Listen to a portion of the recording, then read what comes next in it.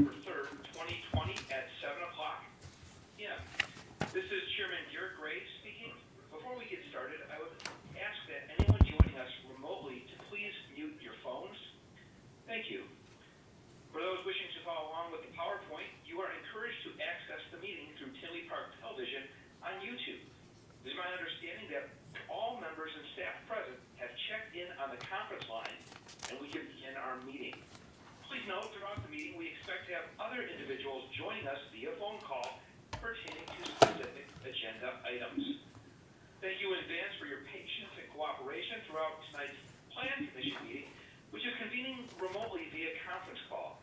This open meeting of the Village of Tinley Park is being conducted remotely, consistent with Governor Pritzker's Executive Order 2020-07, issued on March 16, 2020, which suspends the Open Meetings Act provisions relating to in-person attendance by members of a public body.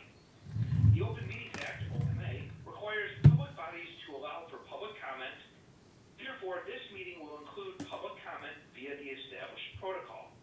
Even if members of the public do not provide comment, participants are advised that people may be listening who do not provide comment and that those persons are not required to identify themselves. Please note that this meeting is being recorded and that some attendees are participating by web or audio conference.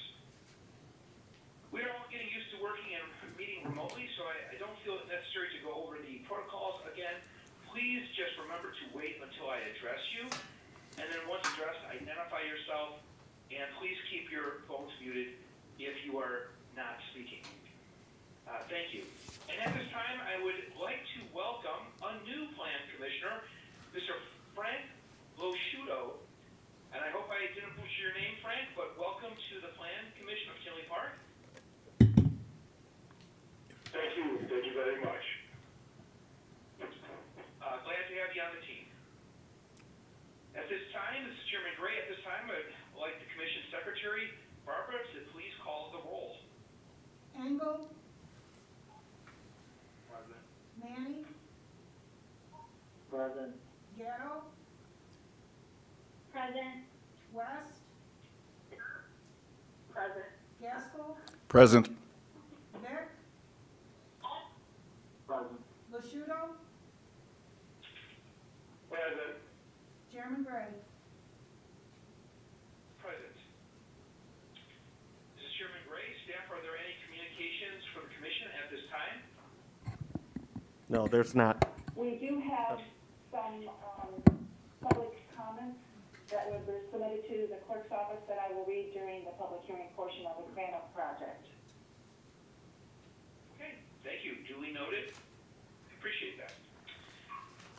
This is Chairman Gray. Once again, let us begin now with the approval of the meeting minutes from last time. May I have a motion to approve the minutes of the November 19th meeting? This is Commissioner West. So moved. Okay, do I hear a second? This is Commissioner Manny. I second that motion. Okay, motion made by Commissioner West, seconded by Commissioner Manny. I will ask for a voice vote. Are there any opposed to this motion? Okay, hearing none, the motion is carried. We'll move on to item 1 of tonight's agenda. It's a public hearing to consider recommending that the village board grant Frank Bradley of Cranor Homes concept site plan approval for the property located at the southwest corner of 80th Avenue and 191st Street, 8001 191st Street, in the Brookside Glen Planned Unit Development. The request, if granted, will allow the petitioner to develop final plans in accordance with the approved concept site plan, which includes the construction of 50 duplex homes comprising 24.5 acres and commercial uses comprising 6.6 acres. May I have a motion to open the public hearing? Commissioner Gaskell, I make the motion. Commissioner second. Motion made by Commissioner Gaskell, seconded by Commissioner Vick. I will ask for a voice vote. Are there any opposed to this motion? Hearing none, the motion is carried. I have received certification of the public hearing notice being published in the local newspaper. In any Anyone wishing to speak on this matter will be sworn in before they speak, but this will happen after the staff's presentation. So at this time, staff, could you please proceed with your presentation? Yes, good evening, this is Paula Walrick. This is a public hearing, as the chairman mentioned, for the Crana Homes petition for a concept site plan review for property located at the southwest corner of 80th Avenue and 191st Street. The petitioner, Frank Bradley, representing Crana Homes, is a local developer, actually a local developer not only in our community but in the Brookside Glen PUD. He was part of the ownership with its original approval back in 1990, and he owns this 31 plus acres in the southwest corner of 191st and 80th Avenue. I want to make sure everyone kind of understands that we're looking at this process a little differently than we have in the past when we look at a substantial deviation to a planned unit development. Some of you may recall that there was a proposal for the Magnuson development, which is under construction just west of this property, for 144 rental units. And it was met with some controversy from residents in the area. And so out of a sensitivity and, prudency, making sure that we were on the right track with this request, and in speaking with Frank about his proposal, we thought it best to run this through a concept phase so that everyone understood what the land use changes were and make sure that there was general approval and we received the comments from the neighborhood and the plan commission. So that is why this is not sort of our customary protocol when we look at developments like this, but I think it was a good idea to make sure that all the residents were aware of what was going on and the plan commission fully understood what Mr. Bradley's intent was.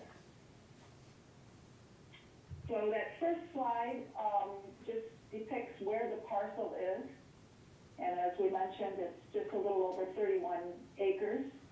And it's bordered on the north by 191st Street, on the east by 80th Avenue, and then the new Magnuson residential development on the west and Greenway Boulevard on the south.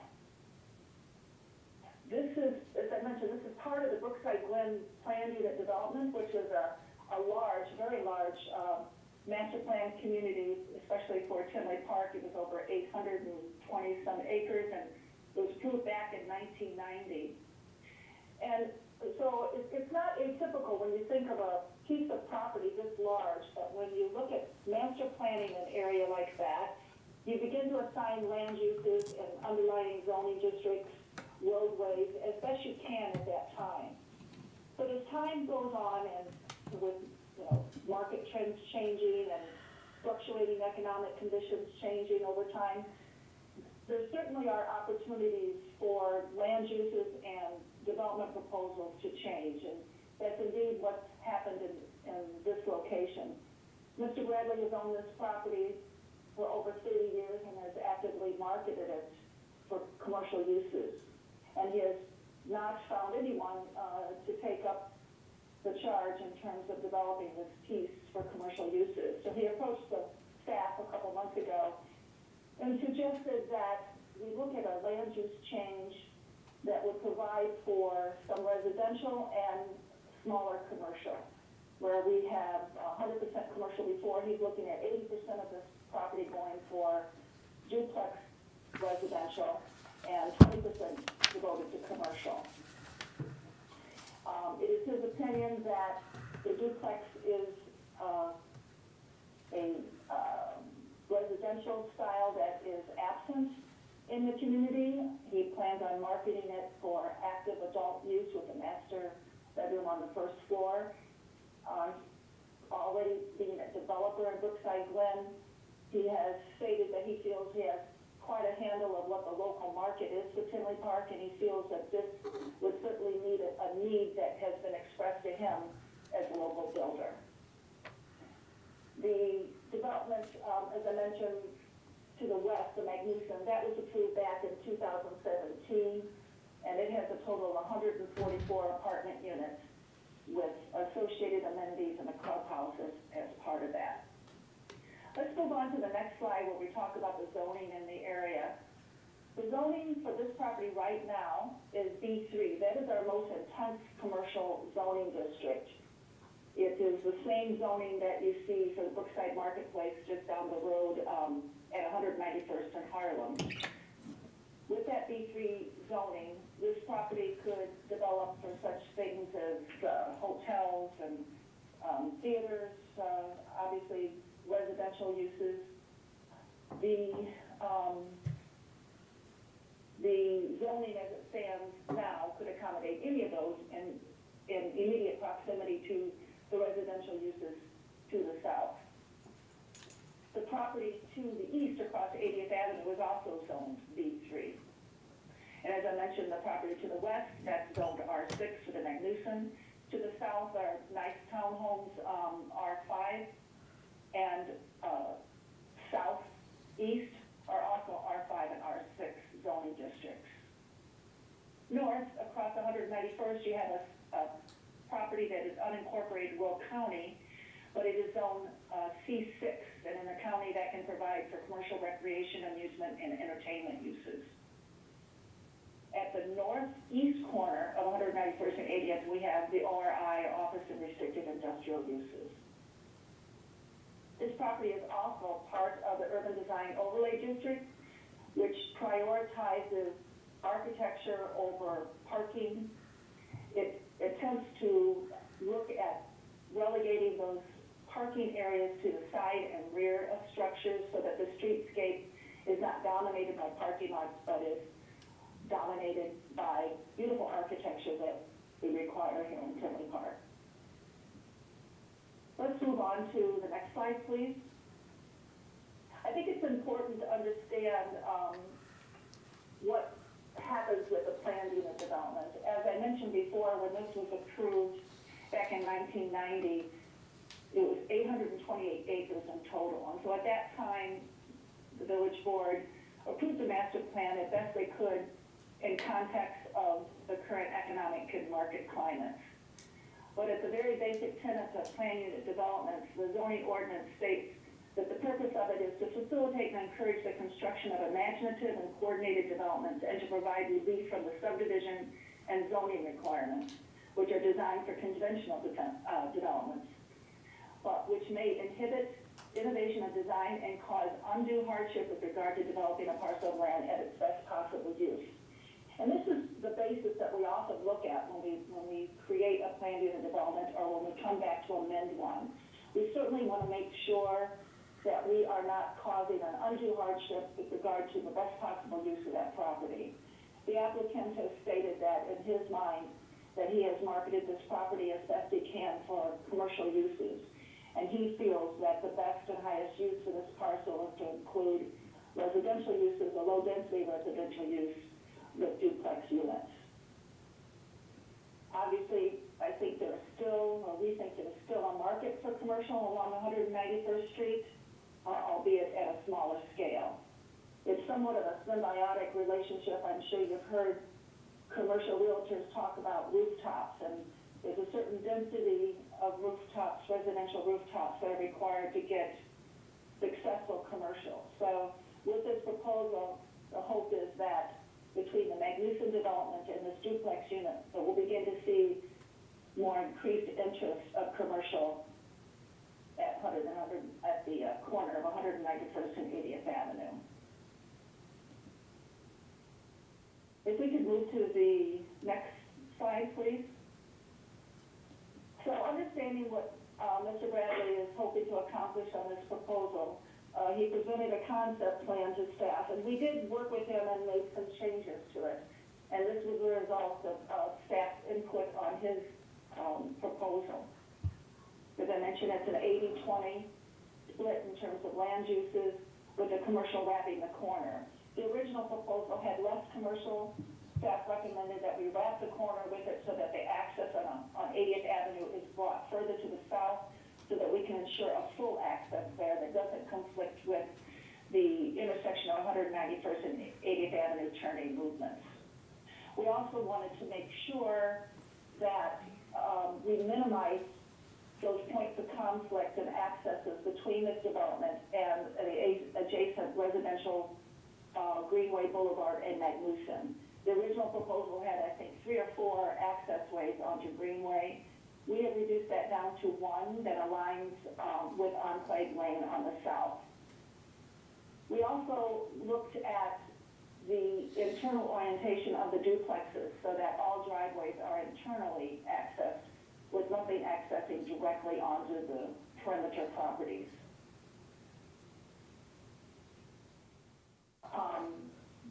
I think I wanted to go back a minute and explain the process on this first. I wanted to make sure we all understood, as I mentioned in the beginning, that this is a concept site plan approval, that the design that you see, for example, for the commercial properties, those are for illustrative purposes only. The idea is to show the proximity of parking as it relates to the buildings, show the density that he is proposing, but it's entirely possible when a commercial developer is presented to us down the road that there may be less buildings shown or maybe different uses. The uses that are identified on there, the daycare and the bank, are just for illustrative purposes only. Mr. Bradley is a residential developer. He has no intention on developing the commercial. He will sell that and market that to a qualified commercial developer. But back to the site plan, as you can see with the internal orientation of the duplexes, we are then allowed a nice buffer around the entire perimeter of the property. This will include a landscape buffer per the code, and we have areas ranging between 15 and 30 feet in the plan that we see there, with an additional 30 feet to the rear of those buildings. Again, some of this is probably going to be massaged a bit as we go through architecture and final site planning design, and the plan will certainly have to meet the landscape requirements of our ordinance. If you move to the next slide, you'll see illustration of what that buffering might look like. Again, this is concept, but the intent is to show that we're going to make sure that there's adequate buffering on the perimeter of the residential as well as the commercial area. And the access points, as I mentioned again, will have a full access on 80th Avenue, one on Magnuson as well coming from the commercial area, and then the residential area will also have one on Magnuson as well as Greenway Boulevard, which will be aligned with the West Enclave Lane access drive.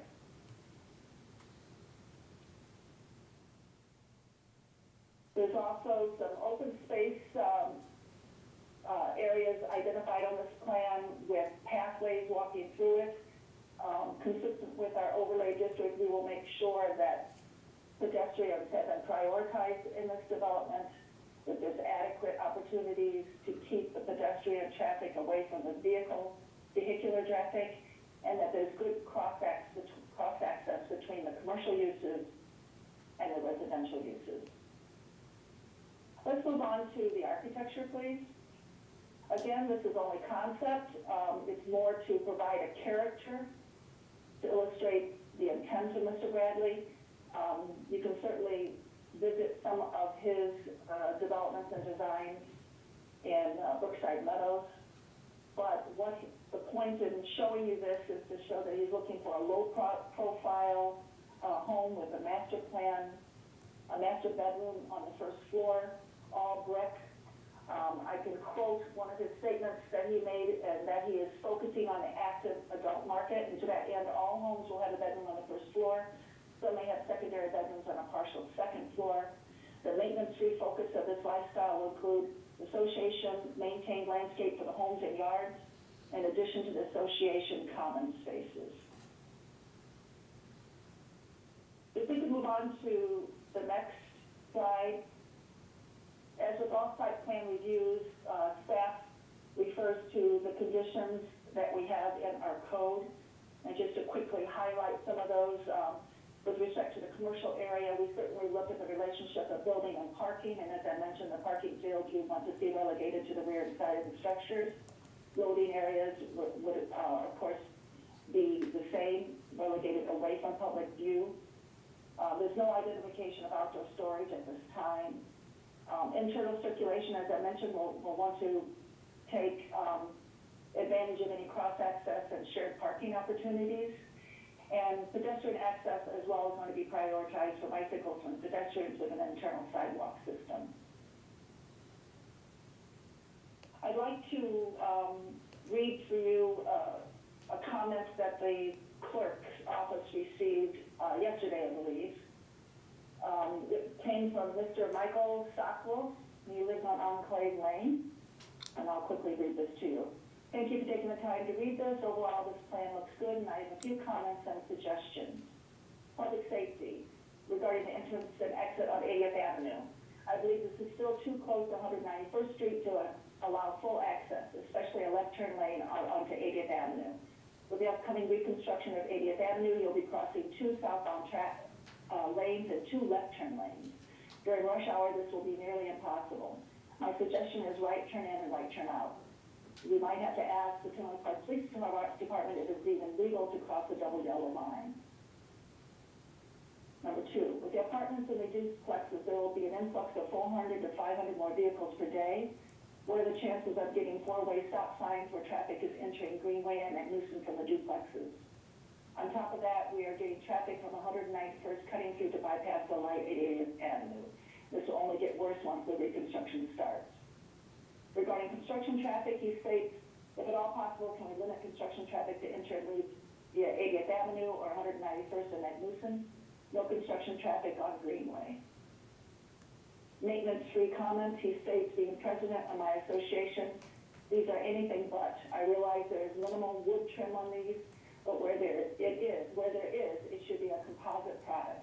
My association spent almost $30,000 replacing all the wood trim on all the buildings after 10 years. No need to paint, no need to worry about. Rotten boards. From the sketches I've seen, the only areas would be around the optional 2-story loft bedroom and the vertical boards framing the garage doors. I understand that this isn't part of the Tinley Park building code, but it would be nice for the association not to have to worry about it in the future. Then he has his wish list. It would be nice if Mr. Bradley could repair the 2 brick Brookside Glen entrances coming in off of 80th Avenue on Greenway. 20 years after he built them, they are in need of minor repairs. Second, has there been any consideration to having 2 to 3 different shades of brick on the duplexes? The 3 colors can all be of the same basic color, brown, red, cream, but have one lighter and one darker. IMO, I don't know what that is. I imagine or something. One color makes them look like a cookie cutter. Having different shades would make them stand out more. IMO, in my opinion.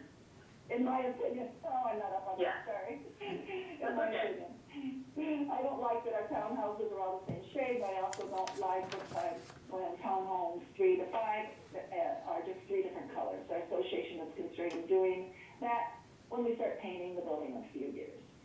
So quickly, as we would do in a normal public comment, I just want to make a couple comments on his statements regarding any of the traffic considerations on 80th Avenue. Those would have to go through review with the county and our village engineer in terms of even making sure that a right-in, right-out could be accommodated at that location. Regarding stop signs on Greenway, I suspect that they would not meet the standards for stop signs, but that can certainly be presented to our traffic engineers to see whether it would be warranted. Construction traffic, certainly we can keep that off of Greenway. Maintenance-free, that would be something that the builder would have to consider. As he mentioned, it's not in our Tinley Park building code.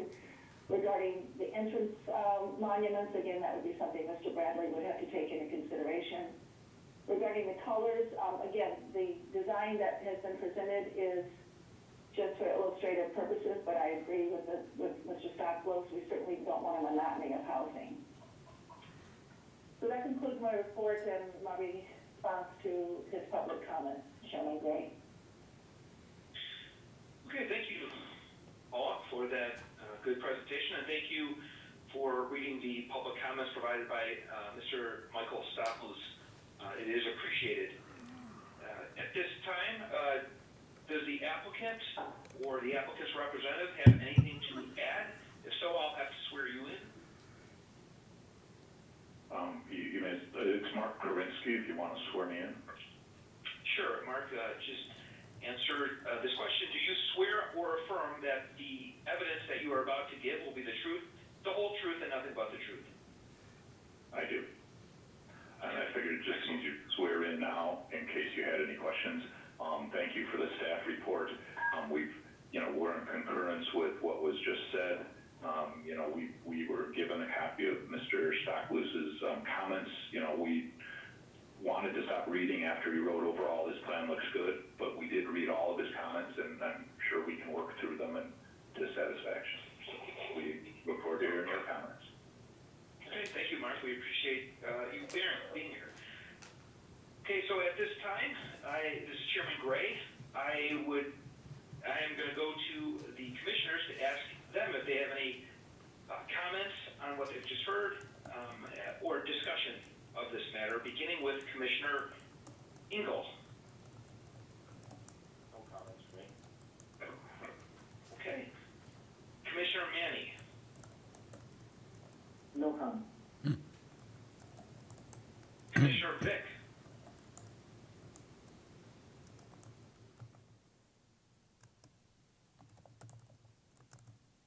We'll move to Commissioner Gaskell. No comment. Okay. Commissioner Edo.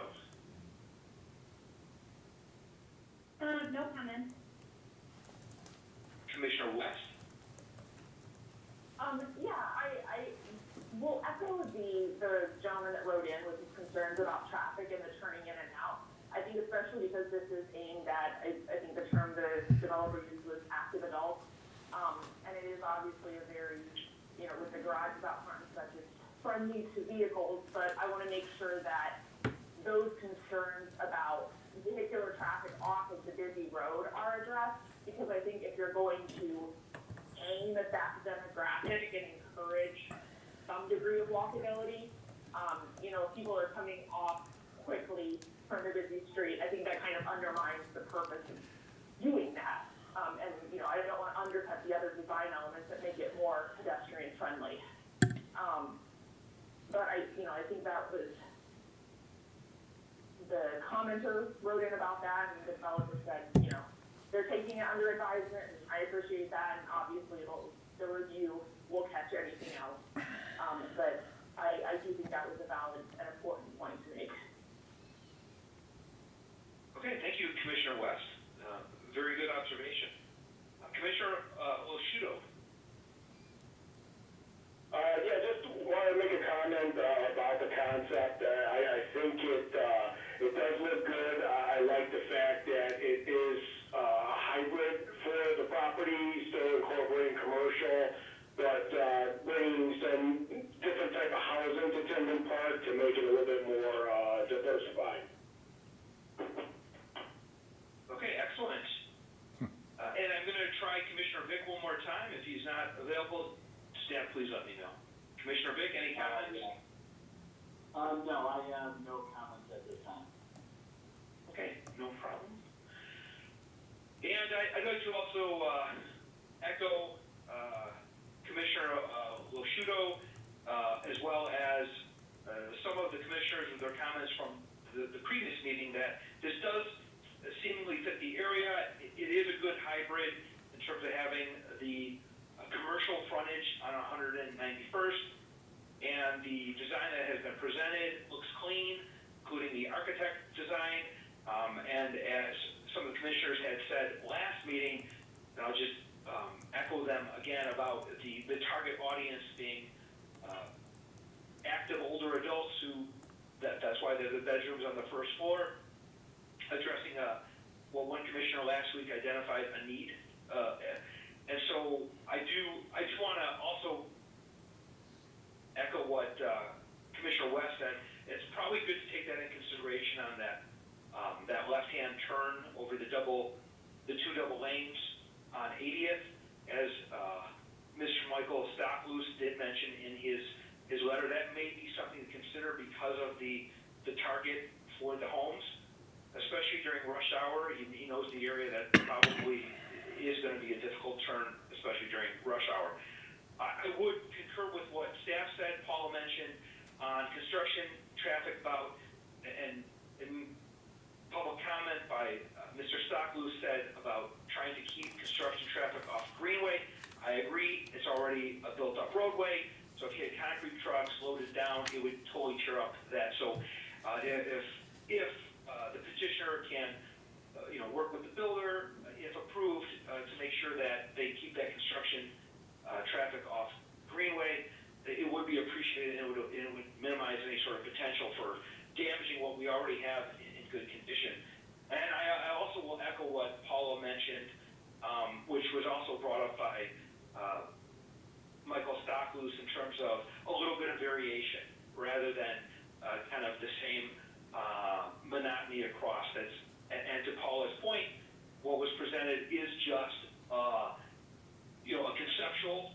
So having a little bit of variation, just a little bit of a different shade. It doesn't have to be a patchwork quilt of different colors, but it was suggested here, brown, red, cream, or some variation. But I'm sure the architect and the petitioner can potentially revisit that and see if they can find a happy medium for sure. But overall, I do think this is a good concept plan. I do like the fact that the ins and outs of the residential association are limited to effectively 3 entrance and exit points, and then there's the 4th one that's just a business. I think that's good. I do want to mention this. I had received a call from a gentleman whom I understand lives in Brookside Glen, nearby this development, and he had just asked if he made a comment to me if there was any consideration for a dedicated parking area in this concept design. He had seen the concept design. He may even be there in Village Hall right now. I can't see to make a public comment, but he was just asking if there was any consideration for putting like a dedicated park, maybe in the middle of the development. And Paula or staff, if there's any comments you want to make to address that, or Mark, if you wanted to address that as well. Yeah, as I mentioned, Chairman, when the PUD was approved, the required open space was taken care of at that time that served the entire Brookside Glen community. There's a fairly large amount of open space through the bike trail that leads through that area. And so they've already met the open space requirements of the planned unit development. Okay. I was asking just because the public had asked, or if that was being considered. So I appreciate your promptness in your response. With that, is there anyone wishing to comment on this item at this time? Public comment? Public comment?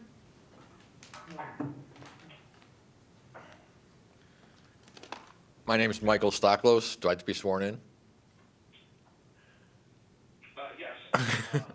Mike, do you swear or affirm that the evidence that you are about to give will be the truth, the whole truth, and nothing but the truth? Yes. Thank you.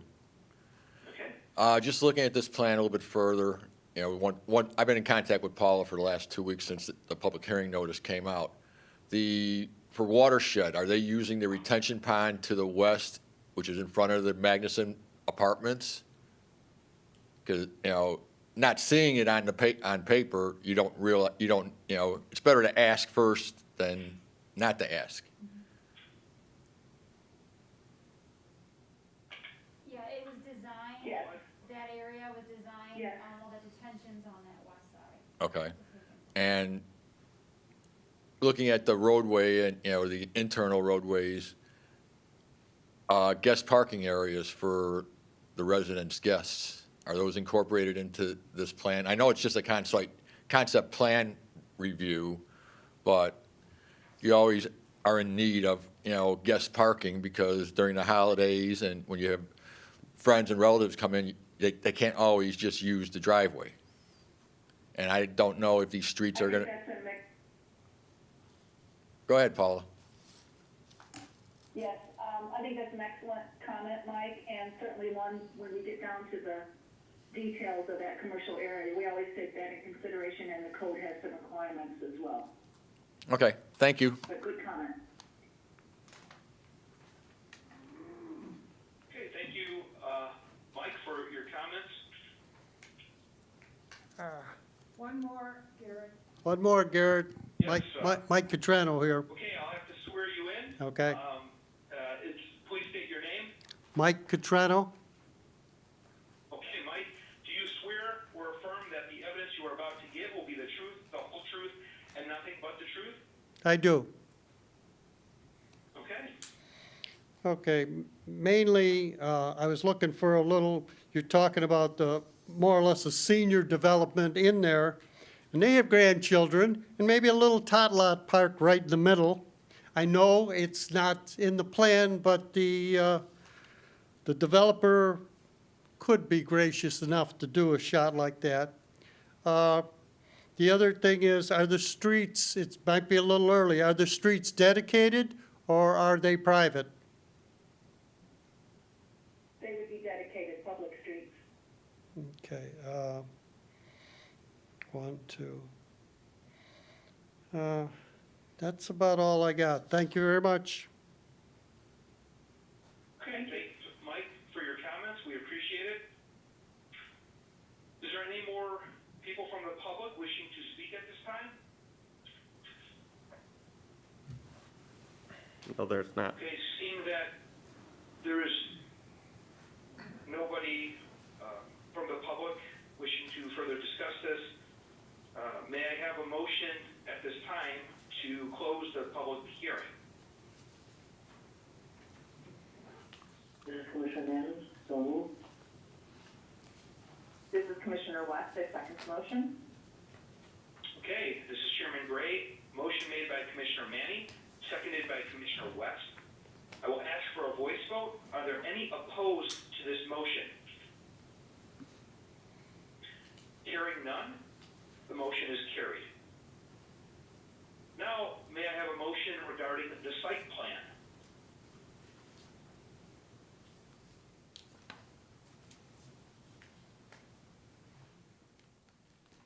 Could I have a motion regarding the site plan, motion number 1, on item number 1?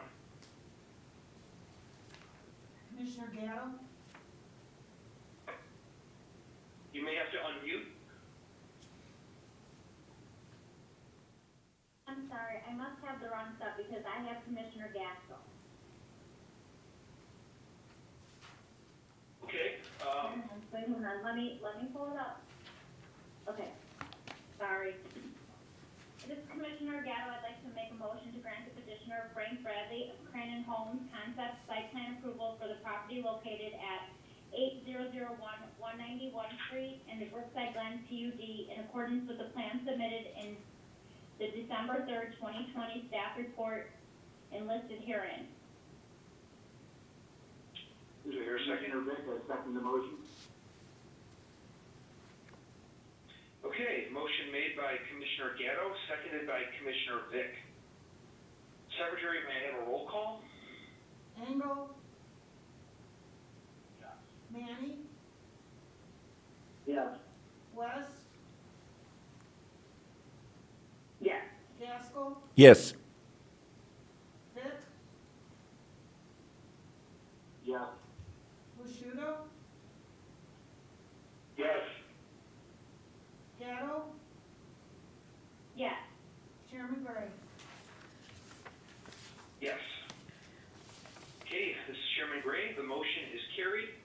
This item will go to the village board on Tuesday, December 15th, 2020. Mark, if you can get with village staff to get the phone number and the access code for the meeting, and also relay that information to Frank Bradley of Crana. We appreciate it. We appreciate your time today, and we appreciate the public's comments for today's item, number 1. I will do. Thank you very much for your time and look forward to working with you guys in the future. Okay. Thank you, Take Mike. care, Mark. Thanks. Okay, this is Chairman Chairman Gray. We'll move on to item 2. The second item on tonight's agenda is a workshop and public hearing to consider recommending that the village board grant David Sosin, attorney on behalf of South Street Development LLC, approval of an amendment to ordinance 2018-0-066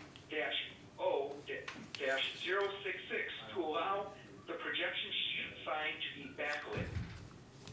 Staff, please proceed with your presentation on this workshop at this time. Hi, greetings. I just want to note for the Plan Commissioners, we do have Dan McMillan in the audience. He's representing this project. So some of you have been here when this project initially was entitled back in 2017. Some of you are new. So just to highlight briefly, this is a site with a nice long history. And it's been talked about for the last decade here in the community, but all along it has always been envisioned as a mixed-use development, and that is to really embrace and kick off our vision for downtown, which really, to get a vibrant downtown, we need mixed uses. We need some more apartments that are meeting the needs of, today's future tenants. And so here we are well under construction, very excited. The building is taking shape every day, and there's a lot of interest, so we're very excited. When the project came through, there was some minor discussion on the sign. As you can see, the sign that we have is a large projection sign, and our code had not really taken into account a sign of this nature, and specifically we limited them to not exceed the height of the second story window. But with the size of this building being a 4-story building, they were looking for a sign that would be more appropriately placed on the large structure. So variations were granted. There was discussion on the illumination. And at the time, the opinion was that we wanted to keep this not illuminated. And there were some concerns raised on how it may impact those adjacent units, and felt, the lighting on the building would suffice for lighting it up. As you can see, what I have up there is what was approved. It was a white background with red lettering, but it was not illuminated. They've reached out to staff and again feel that this is absolutely critical for them to get the scale of the building appropriately designed with a sign that reflects the architecture and what they're trying to accomplish. So they really are looking just to come back and have this sign be lit. And so we've reviewed it, and this is what we're looking at today. Essentially, their argument, and they feel strongly that this lighting source that they're proposing will not be negatively impacting the right-of-way or those units that are adjacent to this specific sign. So staff recommended that because this sign was a discussion point, we really should bring this back and just make sure we're all on board. So in your packet, it actually was an orange lettering. Talking with the architect and the developers, they are actually reverting to the red lettering. So my PowerPoint is updated, but for your packets, it shows orange for the boulevard. Still the same concept, but instead of orange, it's going to be red, and that's the branding of their building. There's some red awnings that are proposed on the first floor that this would tie into. The lighting is a gem lighting. It's a specific brand. So the lighting source is going to come out on the sides of the letters, as you can see, and that big S there, you'll have the bold color of the red on the top, and then the lighting comes out on the sides of the lettering. There's some examples, not quite side lit, those are more backlit, but it's essentially kind of the same look.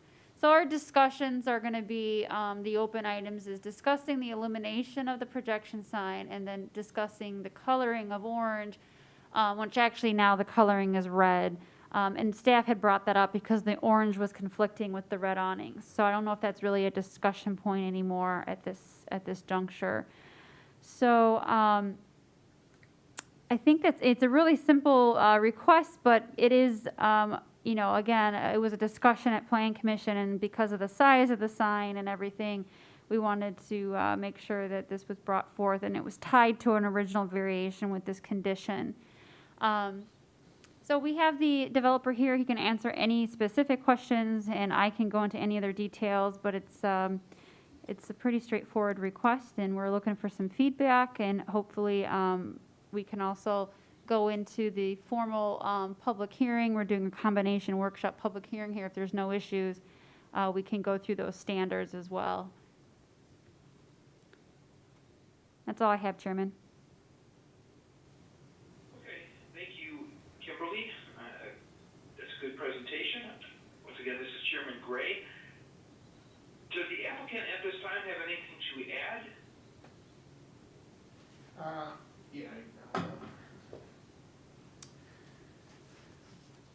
Do I get sworn in, or do I, This is just a workshop Oh, portion, so okay. You don't have to right now. Yeah, no, I don't want to over talk it, but I do want to thank Kimberly. She's been here from almost the beginning of this project and brought it through. And she did point out to us the color scheme wasn't working. It was orange we had on the sign that the management company had come up with, orange and black. I don't know. We grasped onto it. But she brought up then when we were looking at the sign that it should be red. That it would go against each other. We really appreciate the idea, so we have converted the sign to red, and what she brought up tonight that will go along with the awnings. So I think that with the sign, with the side lit, however we call it, is going to really help the project be viewed from Oak Park Avenue, and that's bringing in we really need a sign for commercial as well as the apartment. So I just wanted to thank everyone for what they've done. Thank Kimberly for bringing out and making a better color scheme, and that's really all I can add at this time. Okay, thank you, sir. And I just want to make sure it kind of cut out on my end. Could you restate your name? Is it McMillan? Yeah. Your last name, sir? Yes, Dan McMillan. Yeah, Dan. Okay. Yes. Dan, thank you for your comments. And yes, we'll ask the commissioners if they have anything to discuss. But you can sit down. Thanks for your comments. At this time, I will go to our commissioners to see if they have any comments to discuss on this matter, beginning with Commissioner West. No, I think everything that was presented, I think the staff did a great presentation. I think it's a reasonable request, and I think it looks nice. Okay, thank you. Commissioner Gatto. I second that. I think it looks great. Good job, Kimberly. I think it's gonna look great in the downtown area. Okay, thanks. Commissioner Gaskell. No comment. Okay. Commissioner Losciuto. Yes, just want to reiterate that, it does look good, and I do agree with red lettering over the orange lettering. Okay, thank you. Commissioner Vick. I would just echo everything else the other commissioners have said. The color change is definitely better, having that red. And I think with the lighting and stuff, it'll really make it pop and make it visible from Oak Park Avenue, helping to draw people toward it for the commercial purposes. Okay, thank you. Commissioner Manny. The lighting, the side lighting of the signs, I think it's gonna look nice and won't be obtrusive, to people living in the apartment.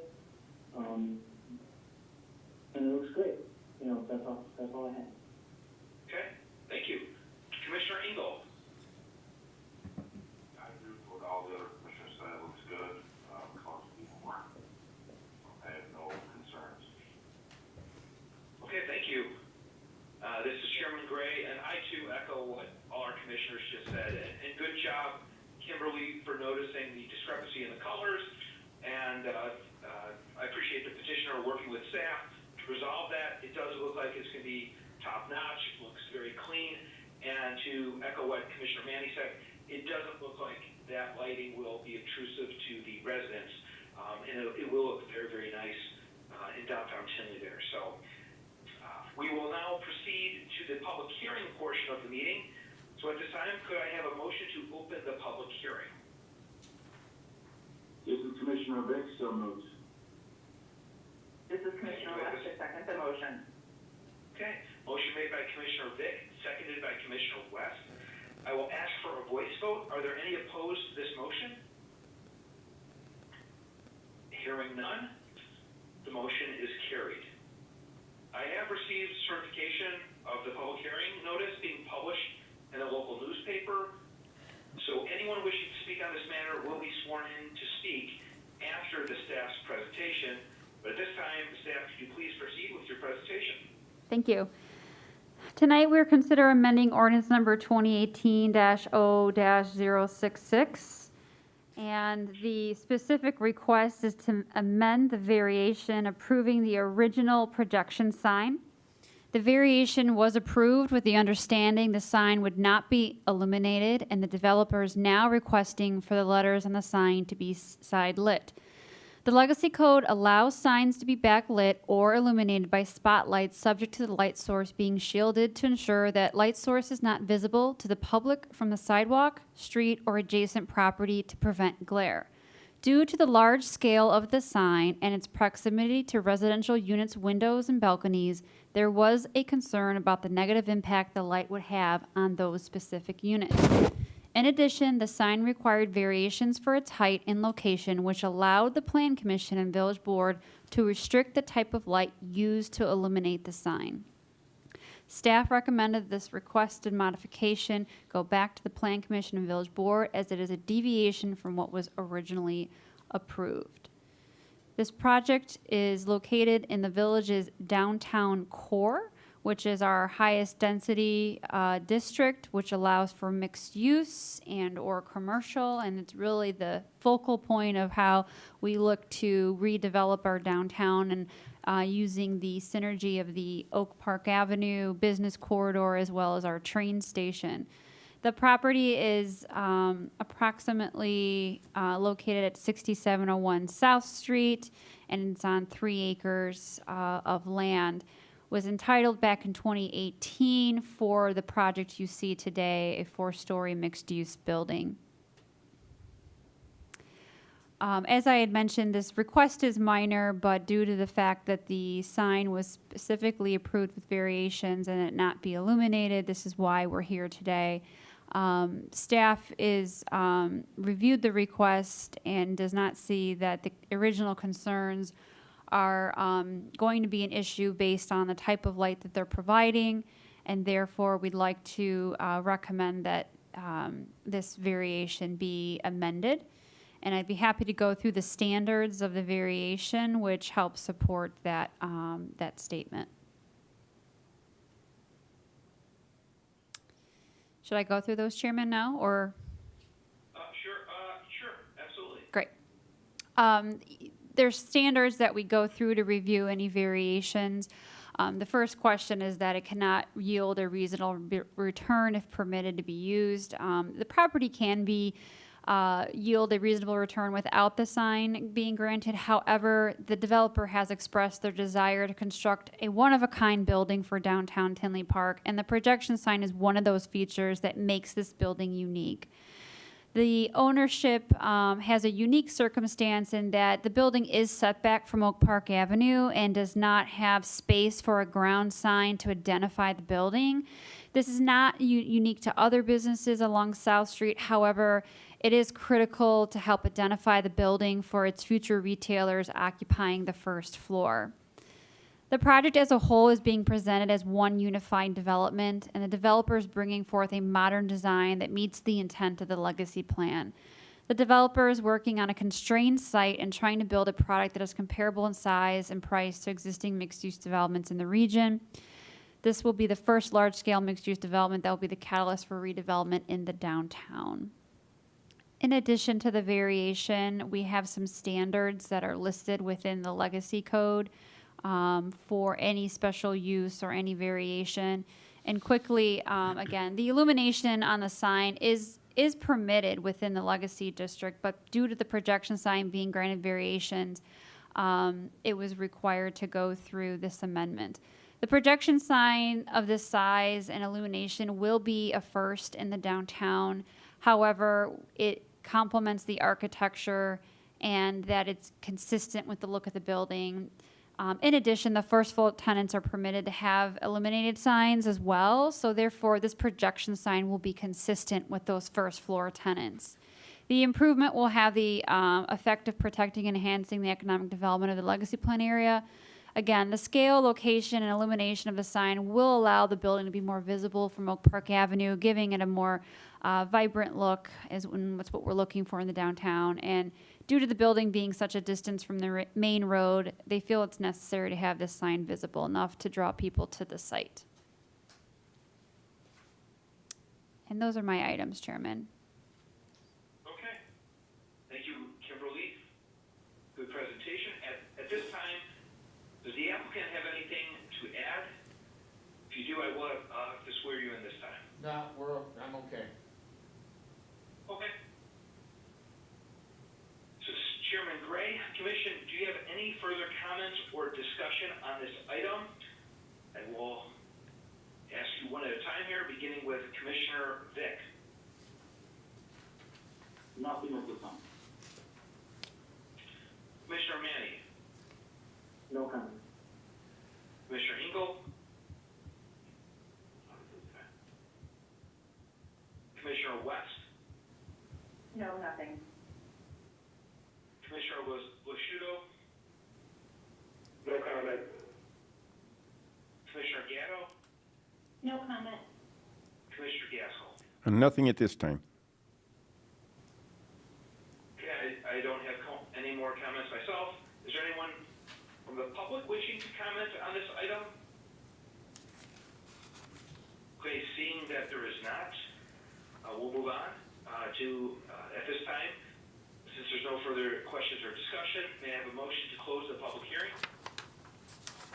This is Commissioner Engel, so moved. This is Commissioner Gatto, I second that motion. Okay, motion made by Commissioner Engel, seconded by Commissioner Gatto. This is Chairman Gray. I will ask for a voice vote. Are there any opposed to this motion? Hearing none, the motion is carried.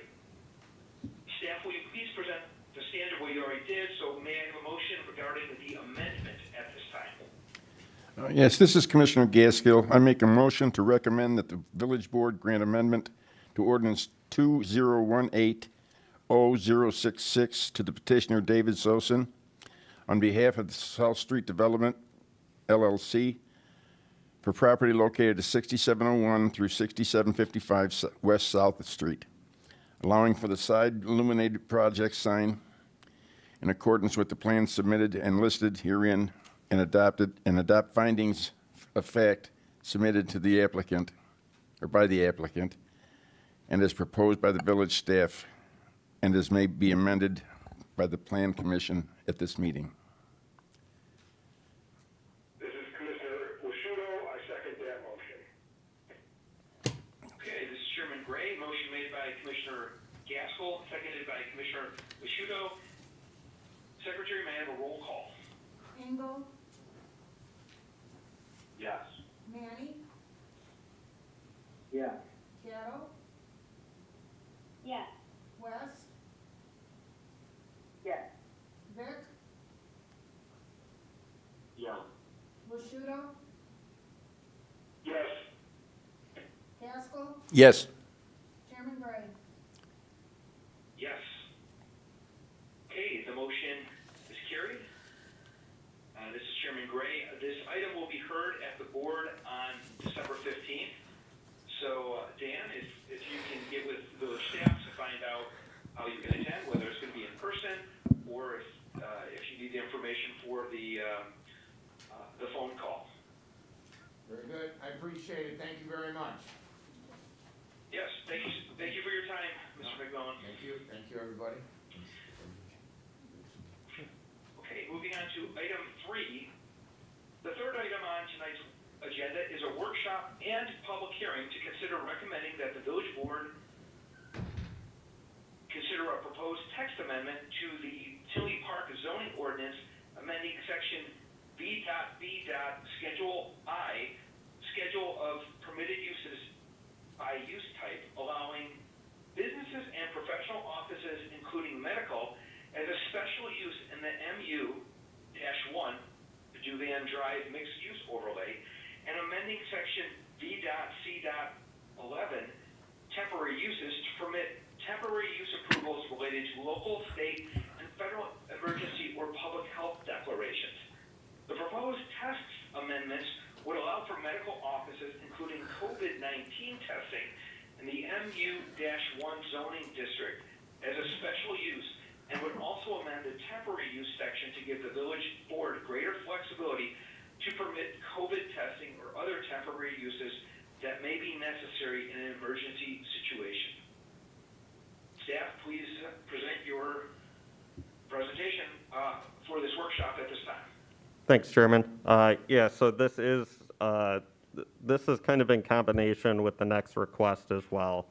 And this is a kind of combination in itself as well. That'll be it's two separate text amendments, but they're kind of similar reasoning, or kind of in harmony together in terms of a lot of this is related to the COVID testing, push a need that are kind of needed right now. So the first text amendment is related to temporary uses, as you stated in the intro. This is really related to giving the village board more flexibility for temporary use allowances related to emergencies, disasters, anything that could come up that's kind of unknown. So we had this come up with the Pete's Warehouse distribution, and kind of most recently has been COVID testing that came up as a temporary use.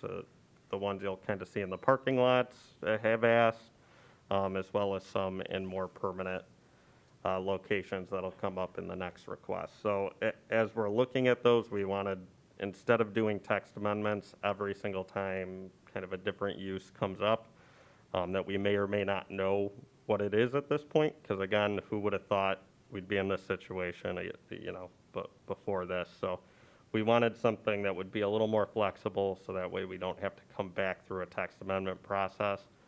It still gives the board flexibility to say, this isn't needed, this isn't an emergency when they went through, if somebody requests it. But it does give them the option if there is some emergency situation.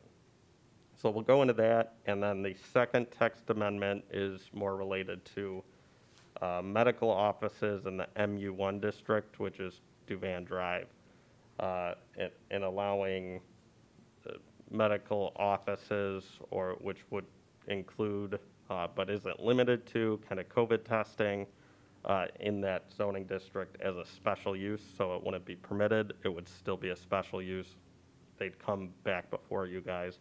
And that is what the next public hearing includes there. So these are, again, a workshop and a public hearing. We're doing that because obviously there is some kind of timing issues related to these things as we're going into the second wave. I think I don't need to describe COVID any more than I think we already hear about it. But that is kind of what's driving these requests.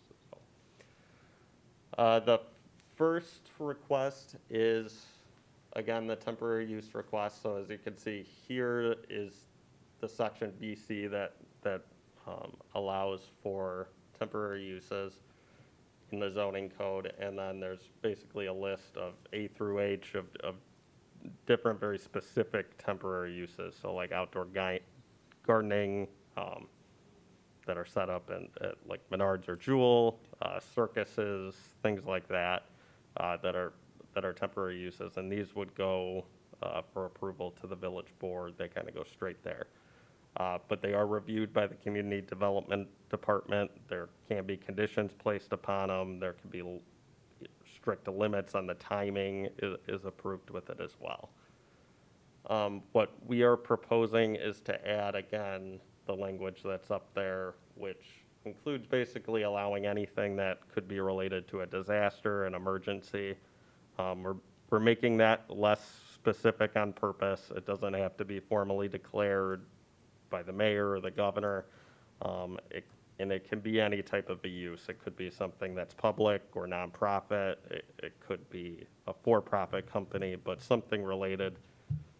Obviously, the most glaring example is the COVID testing right now, but there could be some other uses or situations that come up that need some unique allowances for a limited time. So we have limited that the approvals on these wouldn't go over a year. They could come back, it could be multiple approvals, but basically the maximum length for any year would be one year.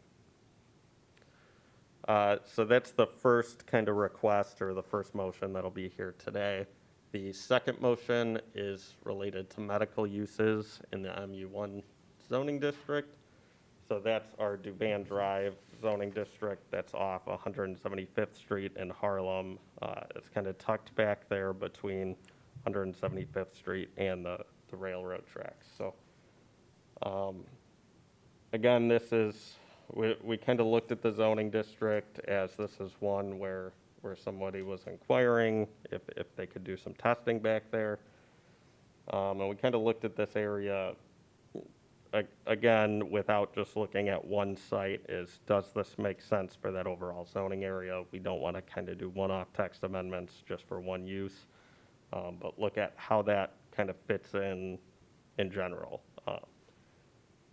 With that being said, the Duvan Drive Overlay District's is a pretty unique zoning district in itself, so it's a pretty small area to have its own zoning district.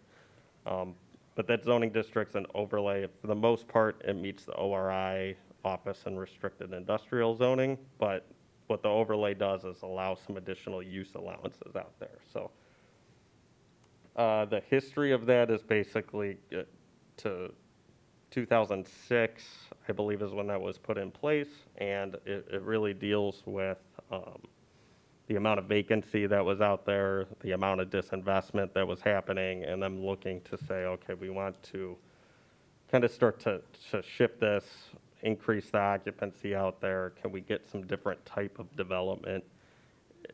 It's not the greatest location for an industrial park, so they were looking at what other kind of uses could we put in here that would help bring up that occupancy rate. So since that time, I'll say that it allows kind of more business type uses, and automotive uses. So it allows auto repair, restaurants, indoor recreation, which includes everything from like a CrossFit gym to a fitness gym, dance studio, cheerleading, those types of things. It allows service type uses, so like an attorney or a real estate agent or something could be back there. So it really kind of expanded what's allowed in our typical industrial districts to really cover more of those business and service type uses. So again, this is a lot different from your typical industrial zoning. So the kind of main thing that we do with zoning districts, including industrial and business, is try and separate incompatible land uses. And one of these is kind of taking industrial and putting it in its own little area. So from commercial and business uses, this is mainly done for traffic reasons. So with industrial, you might have heavy equipment, trucks, and your commercial and business uses typically have some more, they invite the general public, so they're not typically in those industrial areas, and they're maybe a little tougher to navigate if you don't have as much wayfinding signage. signage in general and when you have trucks around as well. So I'll say this is a fairly unique area because that's already been happening quite a bit since 2006. If you go out there, there's quite a bit of automotive uses where somebody might go get an oil change or they might drop off their car, body workshops. There's a restaurant. It's a little more off 175th Street. There was a furniture store back in there, and there's a recycling shop. You can drop stuff off. So there is a pretty wide range of uses there, including many that already kind of invite the public. And again, this was really there to drive the occupancy rate up. I think it's probably significantly better than it was in 2006 out there, and we have had some kind of redevelopment and reinvestment that continues today out there. So that one, again, we are, because it's so site-specific out there, and if you go out there, you'll notice some buildings haven't really had investment in sometimes. Some are a little bit more industrial. Some look a little more like just your typical office building. So it's fairly unique, I think, when we're talking about medical uses here. Some sites it might work, some sites it may not. So we are recommending that this has a special use on it. So they would go, again, back before you guys for review and approval for all the conditions that you would have for a special use to make sure it fits in traffic-wise, access-wise. And again, we've looked at the emissions facility is the one that kind of started us looking at this, but we've looked at a few other locations out there to say, can it fit?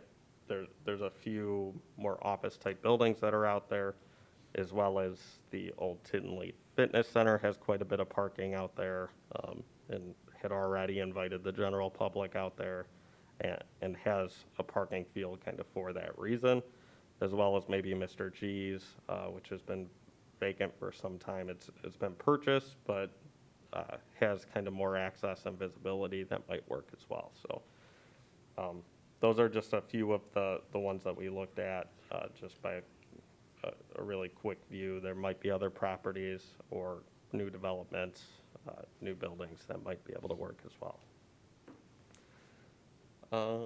Lastly, we did talk to two businesses prior to this. They didn't really submit a formal public comment for the public hearing today because kind of after hearing some of what the following request after this at the emissions facility for that special use, that they were a little bit more on board with some of the text changes as well as that special use. So we did hear from Two Men in a Truck and Tinley Auto, though. And again, their main concern was making sure that the traffic is reviewed out here, that the parking's reviewed, that anything is going to be handled on the site, because the kind of overarching concern was traffic on Duvan Drive, and it's a little tighter street than I think you'd have in a typical, or I guess a newer industrial subdivision. You'd usually have some wider turning radiuses out there, so they just wanted to make sure that anything we do kind of gets looked at in terms of traffic. So I think probably Chairman Gray will have quite a bit to say on this, as well as I know his business is out there. So I think he will probably have some good information for us in terms of how it operates. So on the screen is, again, what we're proposing for the text amendment. It's fairly minor, so it's taking basically medical offices, it's taking the prohibited away and putting in an allowance for a special use there. So that is it for our staff report. Okay, thank you, Dan, for your presentation. So, this is Chairman Gray. Commission, I will ask you if you have any comments or discussion on this matter. I'll begin with Commissioner Vick. I have nothing on this one. Okay, Commissioner Manny. No comment. Commissioner Engel. No comment.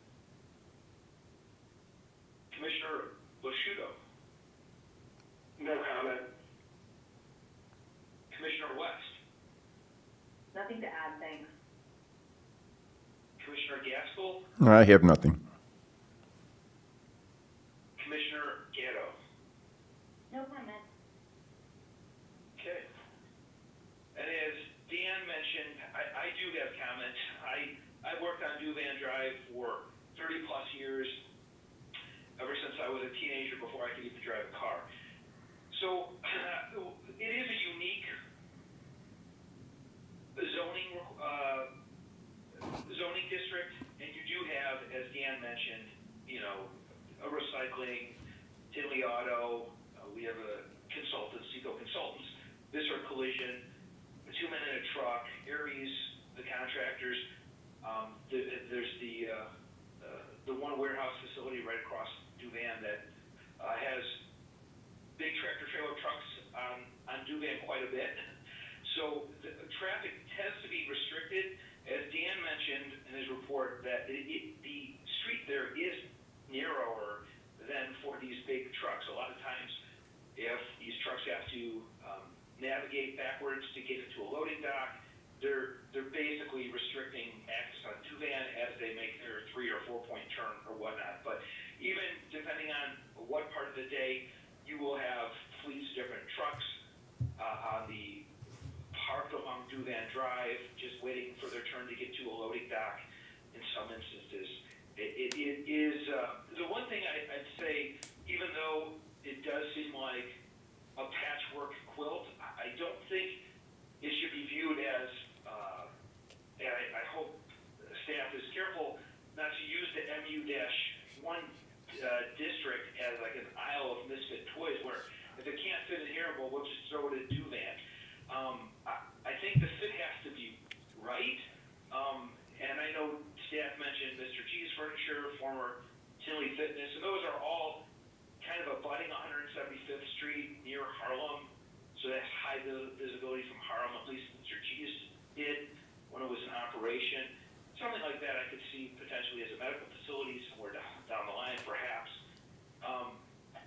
But once you get into that Duvan Drive, there is more truck traffic, and there's a lot of body shops or mechanic places. You'll have tow trucks. We have drill rigs at our place, and sometimes we have to put an all-terrain vehicle on a low boy to take it out. So there is quite a bit of truck traffic, even though it's not an industrial park proper per se. I just want to make people aware that this is something I've witnessed firsthand, and for 30 years. And so, even though, as staff report mentioned that, hey, there's some vacancies, there seems to be a disinvestment, 2-minute in a truck, I know they came across our agenda a year or so ago. They moved in as a spot. The trucking facility across our business came in a few years ago, and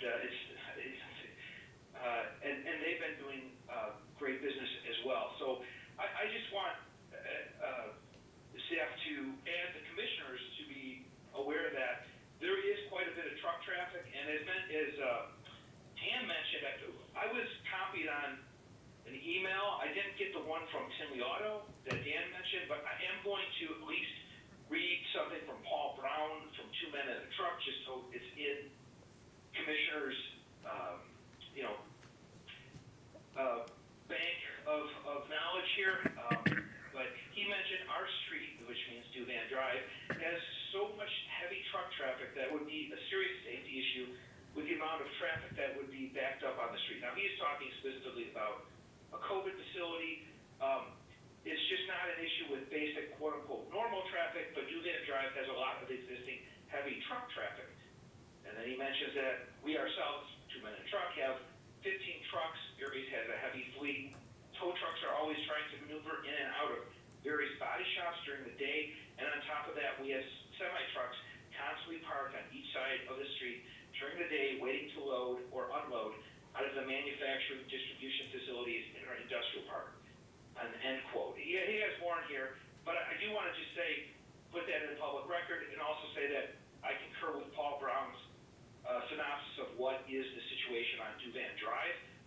In regards to I mentioned Mr. G's in the fitness center, which is near 175th Street and Harlem, the former emissions, that facility, when people would get near the deadline, facility would have traffic parked on Duvan Drive coming out of the facility waiting to get in. And that's, people wait till the last minute to get their emissions checked. So there was a definite issue with traffic spillage onto Duvan Drive. And that's in addition with all this other traffic from the businesses that exist in Duvan Drive at this time. So just so that at least the commissioners and staff are fully aware of the situation, I 100% agree with Mr. Paul Brown's synopsis of what he observes on Duvan Drive, and he's a relatively new tenant, a year or so, 2 years. So with that said, I just wanted to at least bring that up, and just for staff for future consideration, if something doesn't fit a facility or a zoning district, throwing their facility in the MU-1 is not always. It may be an easy way to move it there, but I don't know if that's always in line with the. Even though, as I admitted before, there are a variety of businesses, but it does have to be kind of the right fit.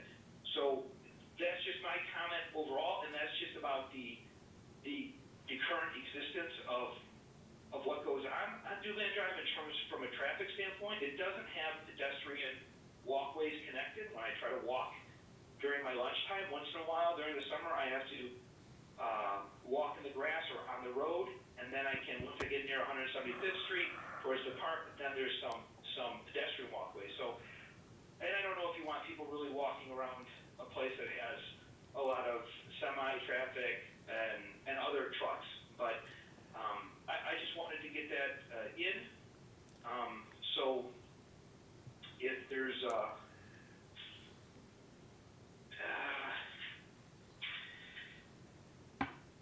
any other comments by any other the commissioners, please speak up. No, If nothing to not, add. okay. If not, may I have a motion to open the public hearing? This is Commissioner Vick, so moved. This is Commissioner West, I second the motion. Okay, this is Chairman Gray. Motion made by Commissioner Vick, seconded by Commissioner West. I will ask for a voice vote. Are there any opposed to this motion? Okay, hearing none, the motion is carried. I have received certification of the public hearing notice being published in the local newspaper. Anyone wishing to speak on this matter will be sworn in to speak after the staff's presentation. Staff, please proceed with your presentation. Yeah, I won't add much more to what I said before. I will just say that, just to be clear, this one will have two separate motions. So we have the temporary use kind of one that we're talking about, then the medical offices and Duvan Drive. And then after this will be a separate public hearing that is a special use for that specific COVID facility. So just to make sure we're clear that there's kind of going to be three different requests associated with this. I get it's kind of hard to separate them in discussion points though, because they kind of all bleed together in terms of examples and everything right now. So, and I completely understand that we're looking to make sure the fit works out here for this, where we're saying, okay, a medical office is. We're looking at the current uses that are out there. Does it work? And we would 100% agree it doesn't necessarily work everywhere. And we're just kind of trying to take out the specific example and look at, does it make sense out here at all? Could it make sense? And we kind of came up with it could make sense on some of these properties. If they're designed correctly, if they go through the right steps, it might take some additional signage or pedestrian amenities. And I think your comments about pedestrian walkways out there are definitely one. That it came up with two men in a truck when we went through that one. and it's gonna come up here too, is it would be really nice to have sidewalks there. I'm actually, when I started working here, I was surprised. You look at all of our industrial parks, and there's like no sidewalks in any of them. So it doesn't make much sense, because that's where our employees are, and, you know, in the 90s, early 2000s, it was car-oriented, so I get it. But it would be nice to have sidewalks out there, and I know with Two Men, we had kind of planned with their landscape plan, we basically built in space where a sidewalk could go through there in the future. And we'll probably do that with this one as well, because there are some missing trees on the one we're gonna talk about, and it'd be nice to kind of start building in, at least on one side of the road, if we could get a sidewalk in. That would be nice, and it's in a TIF district, so, you know, it's great to talk about the future. I get it's not here, but that is definitely one of the projects on staff's radar would be a nice use of TIF funds if you could put sidewalks in along that roadway, at least on one side of the road to give it some access points. So I won't keep talking though, but that's why the special use is there. We do kind of notice that some of these sites wouldn't maybe work, and we kind of want to drill down on each site. So that's why we're proposing it that way. And that's it. Thank you.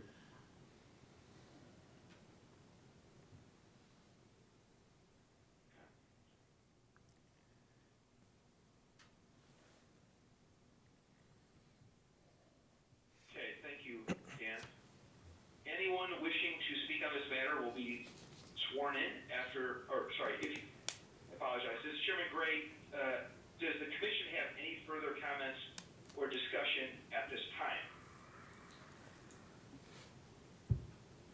And is there anybody out there who wishing to speak on this matter?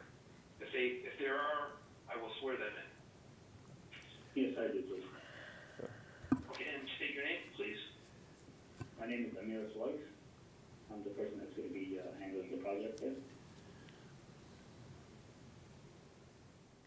Okay, go ahead. Repeat after me. Do you swear or affirm that the evidence that you are about to give will be the truth, the whole truth, and nothing but the truth? Yes, I do. Okay. Proceed. First of all, I want to thank you, Chairman, and I want to thank the staff for all the work that they've been putting forward. It's really appreciated, and I think they've done a tremendous job. Reading the report, the work that they've done, I can't thank them enough. And on top of that, the speed of the process of them pushing it forward has been so amazing. We really appreciate that. On that note, to kind of answer some of your concerns, which are very important, is that a very key component to this situation is that we are only accepting appointments. There's absolutely no walking policy, because we're very conscious of the traffic, and we ourselves don't want any traffic buildup, which is a key part to this being a successful flow to avoid any traffic jams. Two, when people come, they're scheduled in, they drive through the testing center, they go to the bay, and the actual patients stay in the car. So it's a quick, easy process. The majority of the work is done beforehand when they schedule it. So when they go to the website or call in, we schedule the information, we get their patient information, and when they come in, it's a quick check-in, making sure confirming their ID, and then going and actually conducting the test. So typically, it's a 2 to 3 minute process per patient. And when we schedule it, we are conscious not to overschedule people. So we're very aware not to have that jam. So like I said before, the key component to the situation to make it flawless and with no traffic jam is the actual appointment aspect to it. It's very important to the success of this center. Amir, I just want to, and not to cut you off, because I think some of your comments will kind of make sense for this, but I do want to make sure, because what you're saying will relate, I think, a little bit more to site-specific side. So the next request will be your actual special use for this. And just because I think it's important, you'll maybe say some of this you'll repeat some of it. So I think it is good for the commission to hear kind of that you're planning on managing traffic, though, if that is a concern of this use in general. So I'm trying to separate them a little bit, but I get it's kind of hard between all these, because we're looking at it in uniform. But it does make a good point, like, okay, you can look at specific traffic situations on a use like this, so. Okay, thank you. Okay, thanks, Dan, for the clarification, and thanks, Amir. I understood, I agree with Dan, that'll be the next item, but I'm glad you wanted to take initiative just to at least clarify a little bit, so I appreciate that. With that, this is Chairman Gray. If there are no further questions or discussion, may I have a motion to close the public hearing?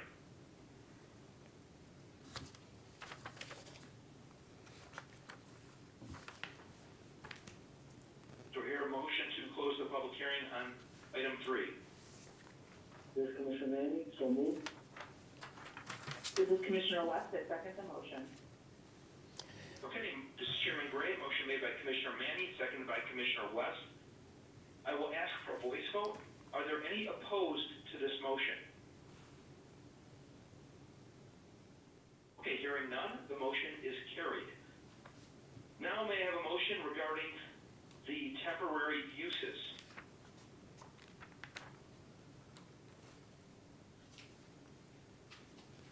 This is Commissioner West.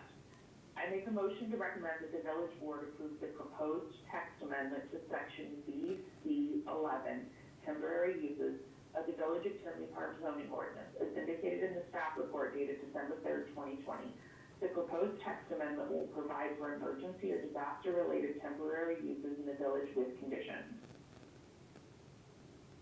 Commissioner Engel, I second that motion. This is Chairman Gray, motion made by Commissioner West, seconded by Commissioner Ingalls.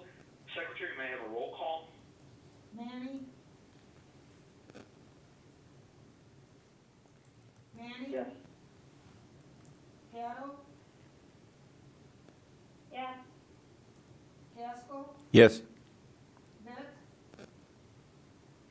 Yes. Lashudo? Yes. West? Yes. Engel? Yes. Chairman Gray? Yes. Okay, this is Chairman Gray. The motion is carried. Now may I have a motion regarding the medical office in MU-1?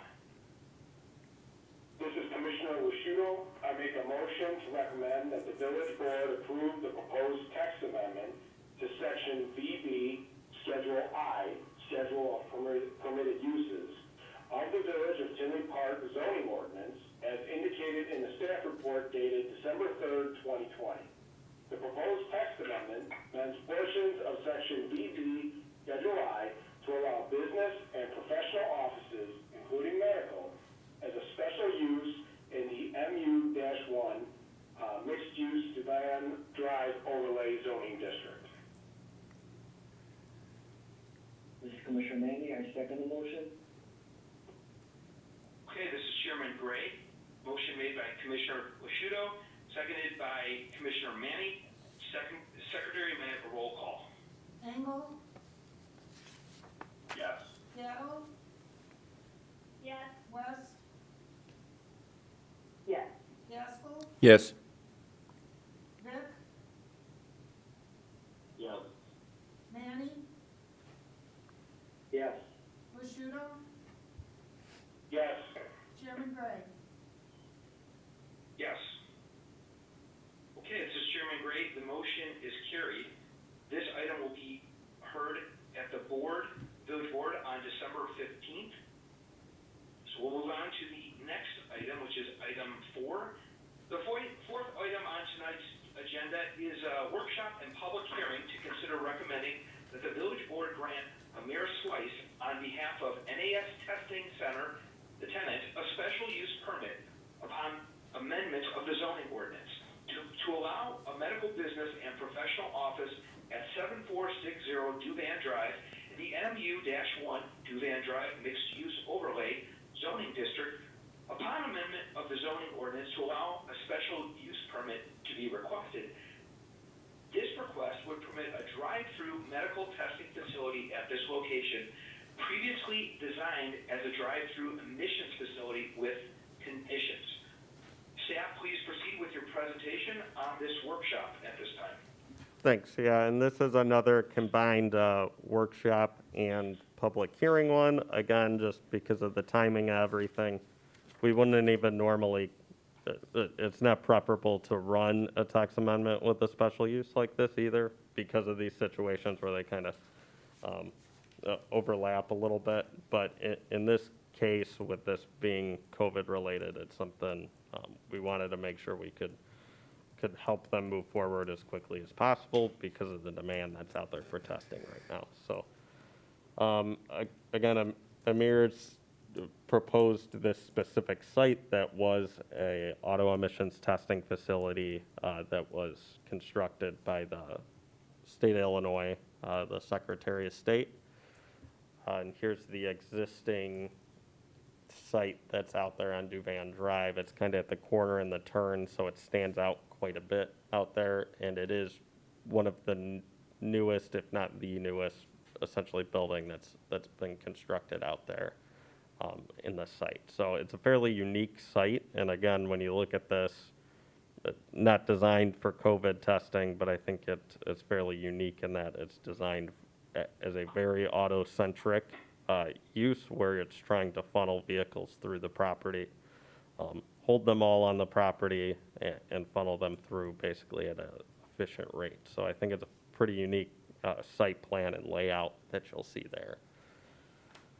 The background for this is, again, this is kind of one of the first things that came in after that overlay district was created, and this was approved in 2008, it opened in 2009, and then subsequently closed in 2016. So the property's been sold since that time, but it's been vacant since 2016 when the Secretary of State closed that emissions facility. So I'll note, and it was brought up earlier, that there was, it wasn't an appointment-only facility, so this is one where you could just show up and you'd have your emissions test done there. So there, I think it was one of those vehicles in the line at one point in my life, going down Duvan Drive and 175th Street, and I know there was one very specific incident that everyone out there seems to bring up is when the state actually accidentally sent out warnings to a bunch of people that didn't need emissions test to get their license plates, so it created this like big rush that was out there. And so I know that's been brought up a few times as we kind of looked at this site, and that's kind of on our forefront is when you're talking about adding traffic to a site like this, is we wanted to really make sure it could handle it, that there's good operations in place to make sure that happens. So the site's a little under 60,000 square feet, and the building is 2,693 square feet. And that includes the bays that are out there as well. So the building is located again in that MU1 overlay district we were just talking about. So again, that was 2006, and the purpose was really there to add some additional uses in there to maybe help generate increased interest and redevelopment out there. And so there's industrial uses that are out there now, and that continue to move into the area. There's also been a number of kind of more open to the public type uses, like this emissions facility when it was open, or there's a baseball training facility out there. There's a restaurant that's off of 175th Street, but the actual use district actually allows restaurants that would be in there, even though I'm not entirely certain that would maybe be the thing you'd want to see in the middle of this industrial park. But so there is a number of other types of uses that are allowed out here that kind of help, that was designed to maybe help drive some development and business interest in it. So the emissions facility, again, constructed 2008. It has 3 stacking lanes with 21 plus vehicles that can just be stacked waiting there. And then parking to the west of that as well. And it's designed to be kind of a drive-through building. So you start on one end, you drive through the other end. The special use permit here is specific to this business and this petitioner, so it's their second facility. Their first one's in Oak Lawn, so they have an existing location that's by appointment only. So you go on their website, SAS Medical, and you'd book an appointment, and then you go to their facility, park or drive in, call them, they come out and test you, so you never leave your car at that facility. So we did reach out to Oak Lawn. They haven't had any issues, complaints, or concerns that they're aware of. Similar area as this one, kind of a mixed office, industrial type area. A little less dense because it's kind of a dead-end street there, but kind of a similar situation where they're tucked in back. I think there's some advantages to that as we dive into the traffic discussion here, that if you are out in a parking lot and you do one of those pop-up testing facilities, you're kind of inviting more people to stop by and go, hey, maybe I want to get tested. With this one, the fact that it's hidden a little bit kind of makes it be that you have to know it's there, you have to know where you're going, you're probably going to plug it in your phone or something to figure out where it's at, but you're not going to drive by and go, hey, let me just see if I can get tested here really quick. So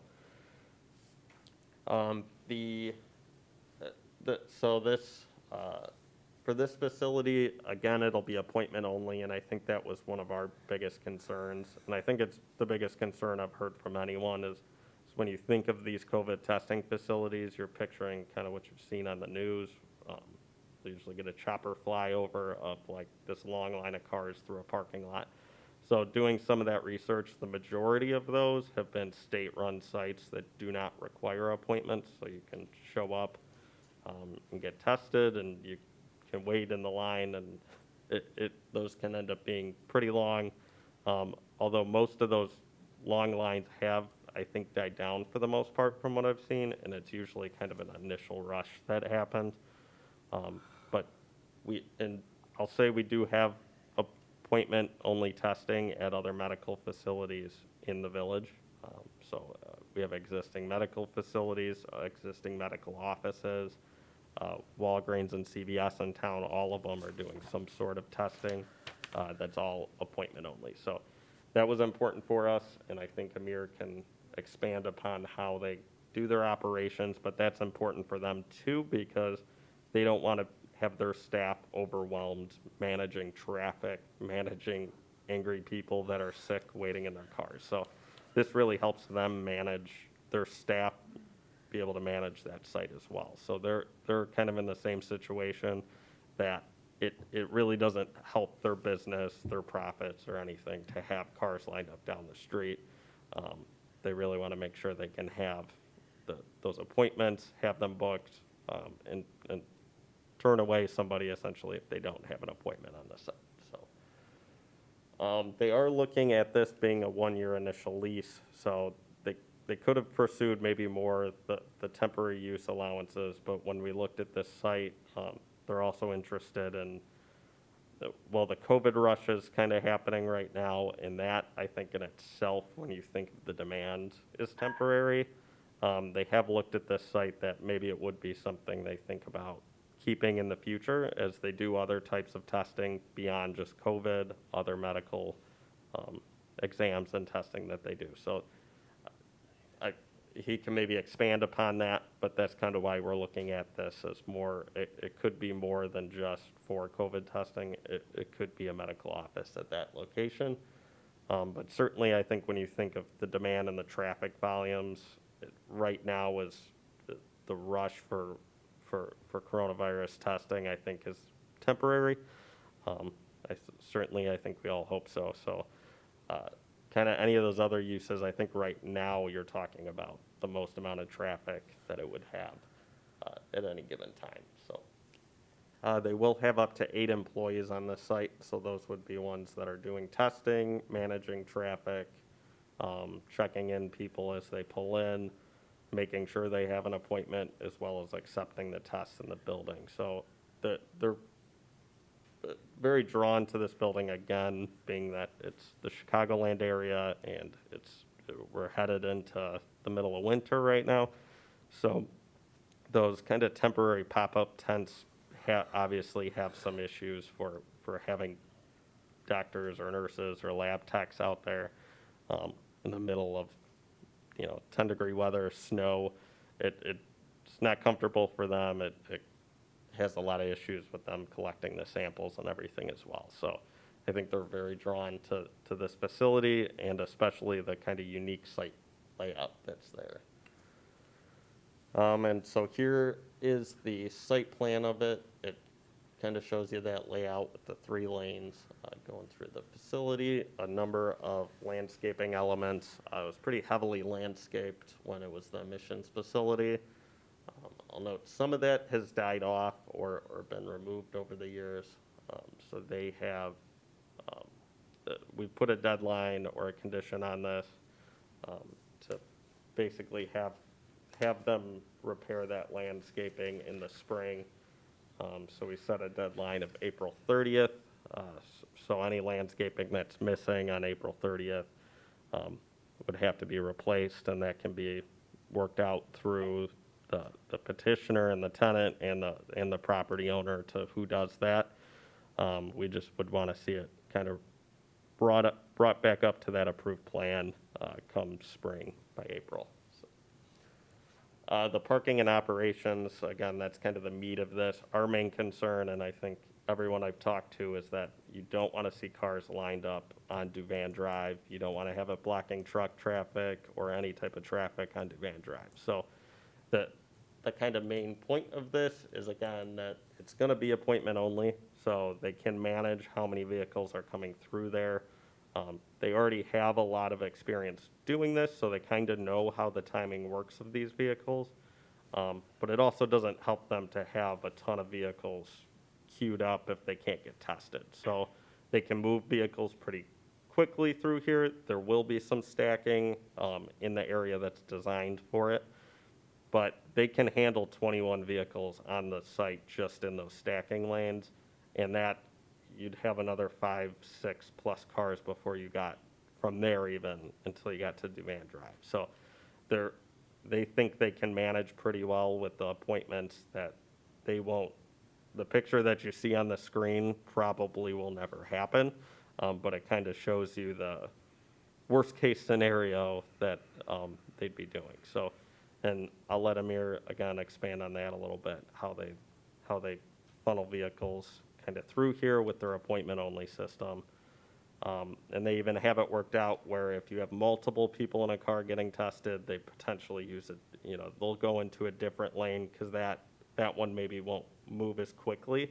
And then they'll kind of have an express lane. If it's one person, they have an appointment, they've got all their paperwork, they'll kind of be in like an express lane. If you're going through the car wash, except for you'll be getting COVID tested. So they are planning to be open similar to their other location, which is 8 a.m. to 8 p.m. 7 days a week. I know from having had to go get COVID tested, that's very convenient because a lot of the locations that are out there, even CVS and Walgreens, are fairly limited in their days and their hours that they're testing. So that's a pretty flexible timing there. They also plan on kind of starting off at maybe a little slower rate and then adding in appointments as they go. So they, the picture that's up on the screen, again, that's not what you're going to see on day one that they're out there. As demand kind of increases and as they kind of work out the system there on this specific site, they can then kind of add in appointments as they go. So, here's a couple images of the existing site that's out there now, so you can see it's a nice looking building. Landscaping needs a little upkeep and replacement, but otherwise it's actually a good looking, pretty new designed site that's out there. And that's pretty much all I have in terms of this site. Again, we really wanted to dive in terms of making sure that nothing's going to back up to Duvan Drive.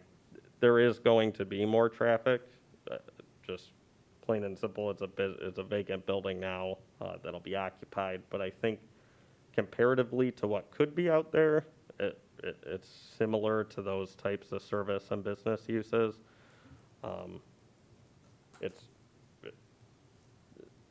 Again, it's not kind of our preference in most of the zoning districts to mix those uses, but I think it's happening out here. And hopefully, again, everybody will know where they're going kind of before they leave their house, is they're not going to be just wandering around finding this. I think it helps too that it's one road out there, so if it was a pretty oddly designed area, that might be a little harder, or you might need some kind of wayfinding signage, but if they tell people it's in the Duvan Drive Industrial Business Park, there's signage out there to show that as well. So I again also note that the traffic's fairly temporary, at least in terms of the COVID testing level traffic. I don't think, even if they stay here permanently, will it ever be this busy again? So that's kind of what we're looking at there. So that's it for the staff report.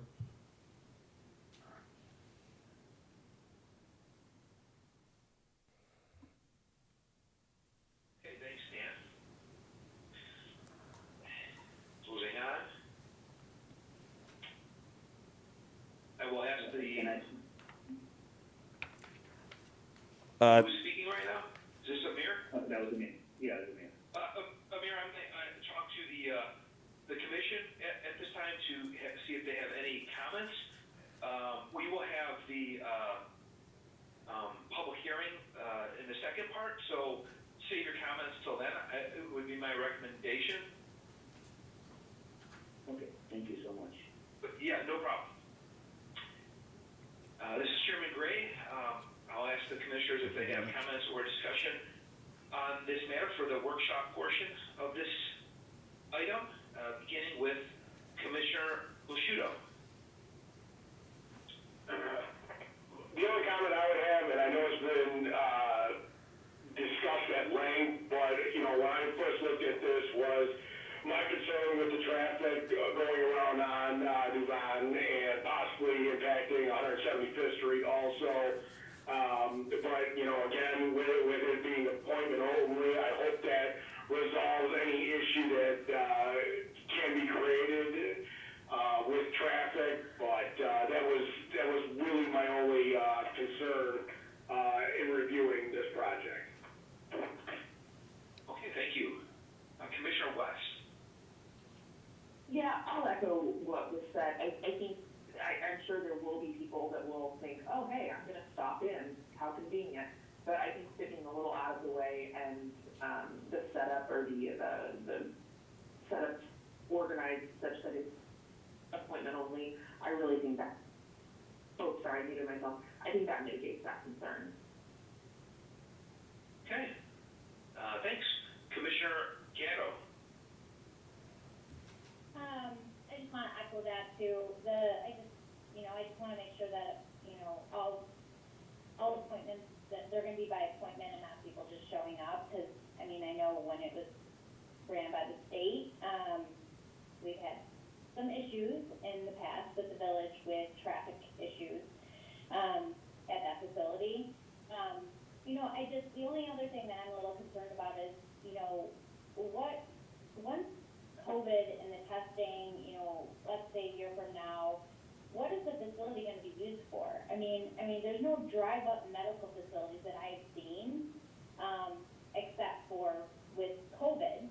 So is there a need for this right now, after the fact? I don't understand the whole concept, I guess. I see the need for right now, but what happens in, a year and a half when, everybody's being vaccinated or the virus kind of dissipates, what's going to happen then? This is a good point, Commissioner Gatto. Staff, is it okay for the petitioner, Mr. Swice, to comment on Commissioner Gatto's comment at this time? Yeah. It's still just, this would function like your typical workshop. I know he doesn't have to be sworn in for this portion, but Amir, if you want to respond to Commissioner Gatto's question about what happens with the facility after COVID hopefully plays out, hopefully sooner than later. Yeah, I happened now with COVID has changed the way, medical use is gonna be moving forward. And we're gonna be very innovative and ahead of the curve of whatever comes forward, that we utilize. So we believe it's gonna be a little bit different than how it is, especially with social distancing. And I think a place like that will allow us to be able to just have the infrastructure to be able to accommodate anything that comes forward after that, whether it's vaccine, whether it's another type of situation where we have to test people, whether we have to test for the flu, we have the accommodations in that building like that. Okay. Okay. Thank you, Mr. Spice. And that's if I recall, I thought the temporary use for the COVID facility runs about a year before it needs to be either re-upped or whatnot. Is that correct understanding, Dan? Yes, that's what we've proposed there. Is for the temporary use, it would be a maximum of 1 year, and that's really thought to be, it could even be less than that, but it'd be a maximum of 1 year, and it'd have to be extended by the village board if you wanted to do another year. At a certain point, it's not temporary anymore. So yeah, this is more, it's being approved. It could be something more permanent here, and that's because they've shown some interest in, I think COVID has changed. Well, while it may go away, I think it's changed some of our processes, and things like social distancing are going to stay. If you don't have to go into a hospital, there's a big advantage to that too, just from a germ perspective. So I think it's going to change some of the way we function going forward. And so with his interest of staying at this facility potentially more than the next year, that's why we looked at this special use route that would be a little more permanent. Okay. Okay, thanks, Dan. Commissioner Gaskell, any comments? No comments. Commissioner Vick? I have no comments. Commissioner Manning? No comments. Commissioner Engel? Okay. I do have some questions, much like Commissioner Gatto. Mayor, so what is, I know you have a facility in Oak Lawn. What's the typical number of vehicles you service in a day? And I say vehicles because I know some vehicles may have 3 patients in them or whatnot, but typically, and then are your hours of operation 12 hours there? Is that similar? And what is the volume of traffic you see in terms of appointments on a typical day?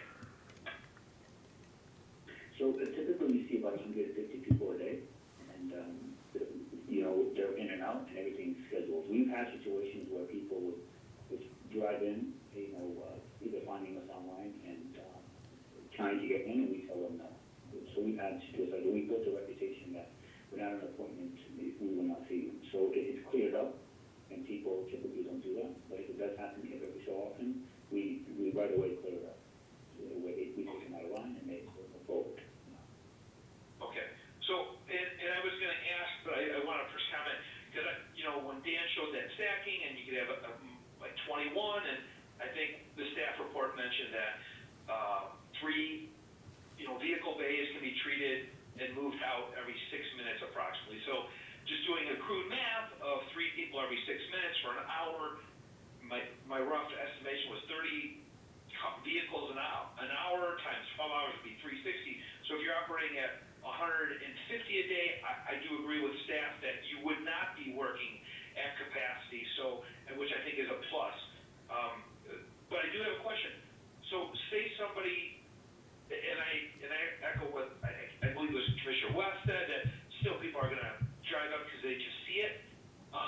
If you turn them away, what is the proper way to make an appointment like at the Oak Lawn facility? Do you just bring an app up on your phone and then schedule it then? Or what's the time between scheduling an appointment and getting in, or does it depend on who's already been scheduled or many different variables? So usually everything's booked the day of, so we open up the schedule in the morning and we fill it up that way.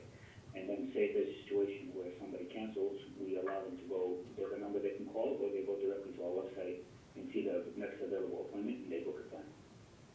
Okay.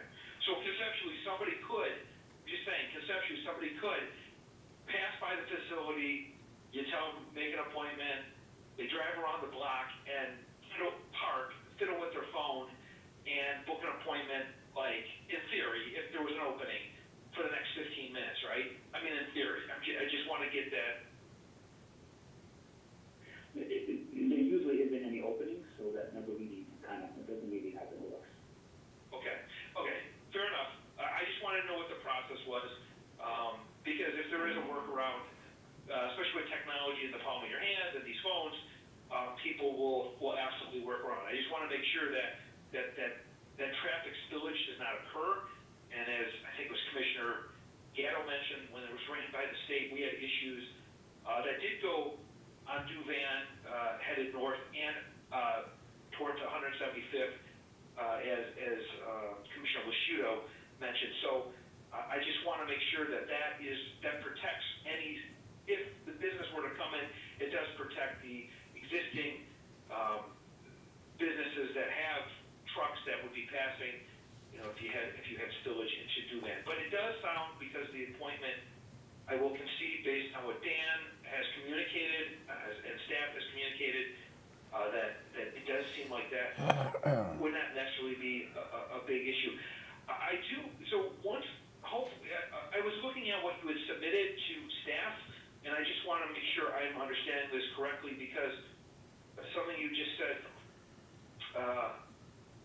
mentioned that you guys would most likely be staying, and I understand you're seeing an opportunity in terms of what would happen with after COVID. Will it change? So I can appreciate innovation and thinking ahead. But the last thing you said in this, so the project narrative, COVID testing, Center Tinley Park application, you said, please advise at the earliest convenience if we may utilize this location for a temporary 12-month only period until a vaccine is made available. And I know, we don't know when a vaccine will be ready for the general public. You hear different estimations and stuff, but you guys would still go on, say a vaccines, I know we have landscaping deadlines in April of 2021, say a vaccine is released to the public April 2021, are you guys then shutting down the facility? Because even still, people, just because it's available, it doesn't mean that the masses will have the vaccine. But I'm just curious what the thought process is, and then what is the transition to that next step? If it is indeed earlier than a year, can you at least speak to that? What would be the next step if there is a vaccine mid-2021? Yeah, that's actually a very good point. So we actually believe that even with a vaccine, that testing will be used even more.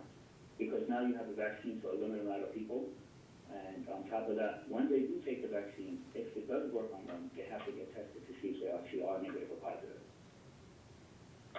Okay, I learned something on that. That's good that there's confirmation. So your facility would not become moot. Okay. I did notice that you mentioned PPE equipment such as gowns would be replaced daily for employees and staff, which is good. You're not reusing them. But I'm assuming on a 12-hour day, your staff of, I believe it was 8 people, would have at least a lunch shift. Wouldn't they need to switch into a new gown after lunch? I'm just trying to... Okay. I just want to make sure. Anytime they leave, for any reason they leave their testing, bay areas, for example, going to the bathroom or lunch break, that has to be disposed of. But we take no spoil parts of that as far as that goes. It's very, very crucial for us. Okay. Good deal. And so at your other facility, the Oakland, you do not have stacked vehicles that spill out onto the public road. Is that correct? No, never had it, and we're very careful. Because like Dan mentioned earlier, that it becomes too much pressure on staff. If they're focusing on testing, they can be trying to direct traffic or telling people go here or go there. So we, specifically don't schedule it that way, so we don't have any build-up. We've never had a build-up since we've been here. Never had an issue, and I think Dan attested to that we never had any type of traffic jam. And our current site is set up to not even have the limits, the capacity that the Devon location has, and we've never had an issue. Okay. No, that sounds good. It sounds great, actually. When you mentioned, or staff mentioned that you guys are going to start slow by, and I assume that means you'll schedule less than capacity to begin just to test the waters. Then how soon would you make that transition from, I guess, filling out the waters and running on kind of a full schedule? It would be based on, a week-to-week analysis of how we're going to be doing that, but it definitely is going to be a slow start. And then obviously if it ends up being where there's a huge peak, we'll have adjusted within that week or 2 weeks and be able to slowly adjust. But there's still going to be a capacity. Like say, for example, if 1,000 people want to come, we can't do it, right? So there's still a limit no matter how many people want to visit. Right. So, and I concede, I agree, that I concur that you're right. You got to be able to adjust in real time, so you revisit it, whatever routine basis, whether it's week to week or a few days here and there, because if you do get a spike, you will have more potential clients for sure. So that does make sense. Okay, now these two questions are just for staff. Jeff, Dan, you mentioned Tinley Auto reached out. I was on the email from Paul Brown, 2 Minute Truck, and you had some responses back, and I just want to know, so the owners of Tinley Auto, 2 Minute Truck, were they okay after your discussions that this will work? Yeah, I think their main concern was picturing the state-run facilities that spill out onto the road and block traffic on Duvan Drive. So both of them, when I've spoken to them, that was their main concern, Tinley Auto as well. So he wasn't as concerned about the traffic, the mix of traffic, as much as he just wanted to make sure it was appointment only, and with knowing that, had no further concerns or comments he wanted to make. So both of them seemed appeased after kind of hearing the plan and seeing the plan that they have for this. Also, I'll note this, with the special use, you can condition it. Sometimes they're called conditional uses in other towns.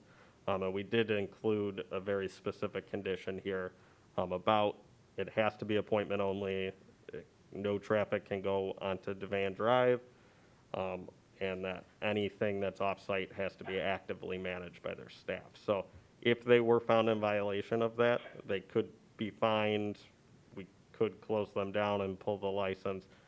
I've never had a special use get to that point, and Amir certainly seems like he's done this before and can manage it. But we do have some teeth in this. If this did ever become an issue, we could revisit it.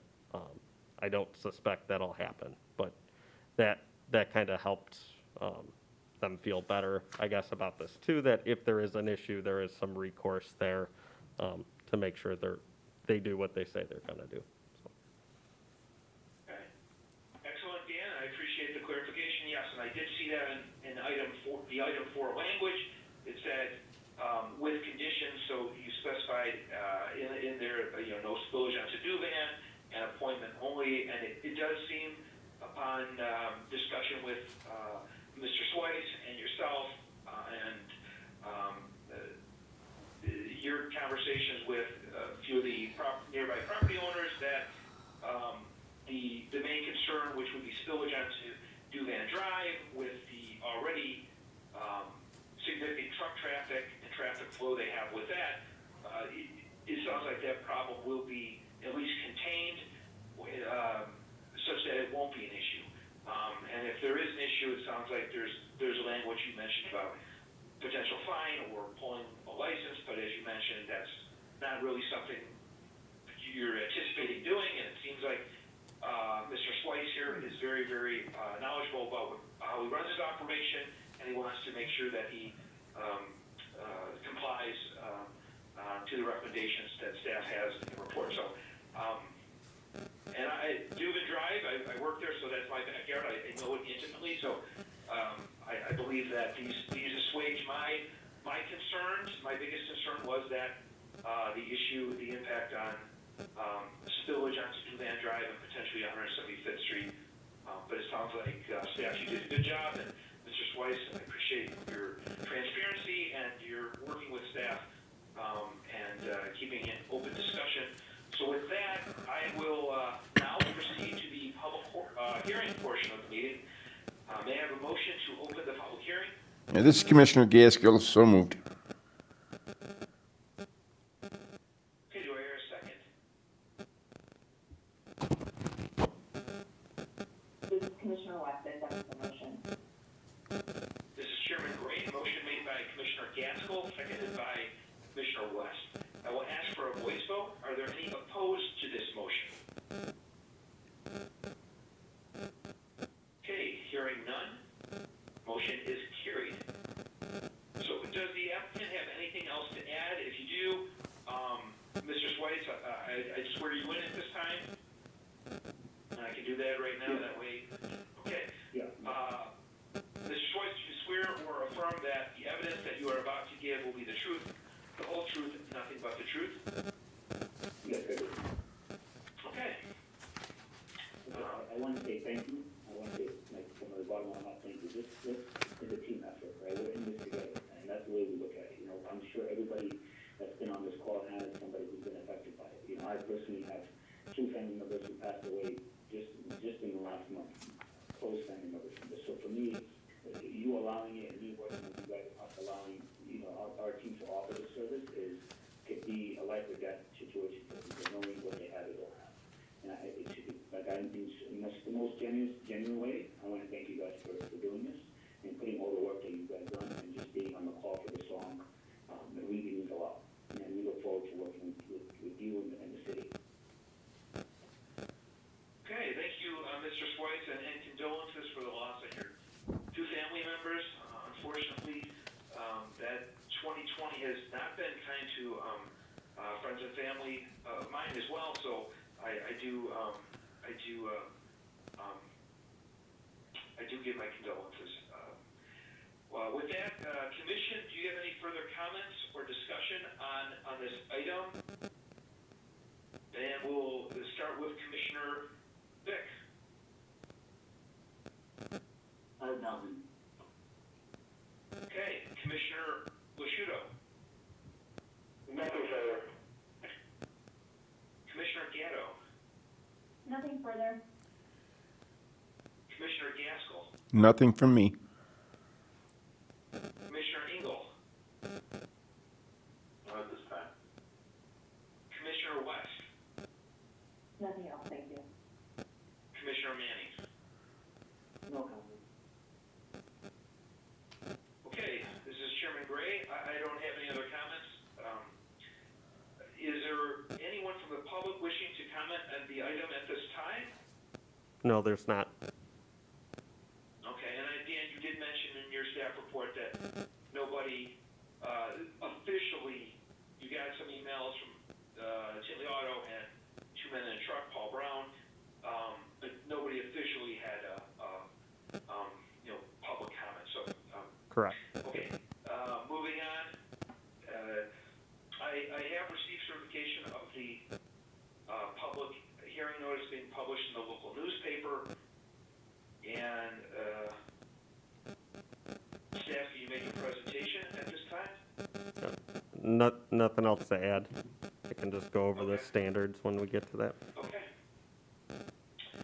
And last chance, Commission, if you have any further comments or discussion, please chime in. If not, okay, hearing none, I may I have a motion to close the public hearing. This is Commissioner West, so moved. May I have a second? This is Commissioner Manning. I second that motion. Okay, this is Chairman Gray. Motion made by Commissioner West, seconded by Commissioner Manning. I will ask for a voice vote. Are there any opposed to this motion? Hearing none, the motion is carried. Staff, please present the standards for special use at this time.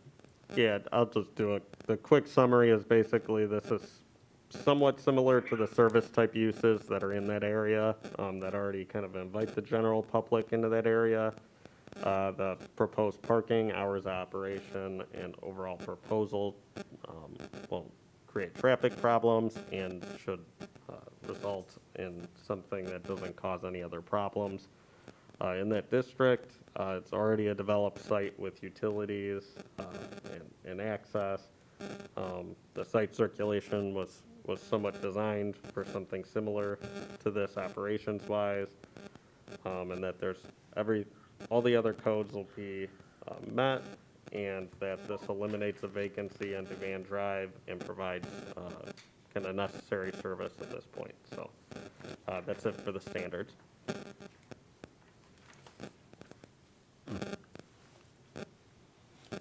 Okay, thank you, Dan. At this time, I'd like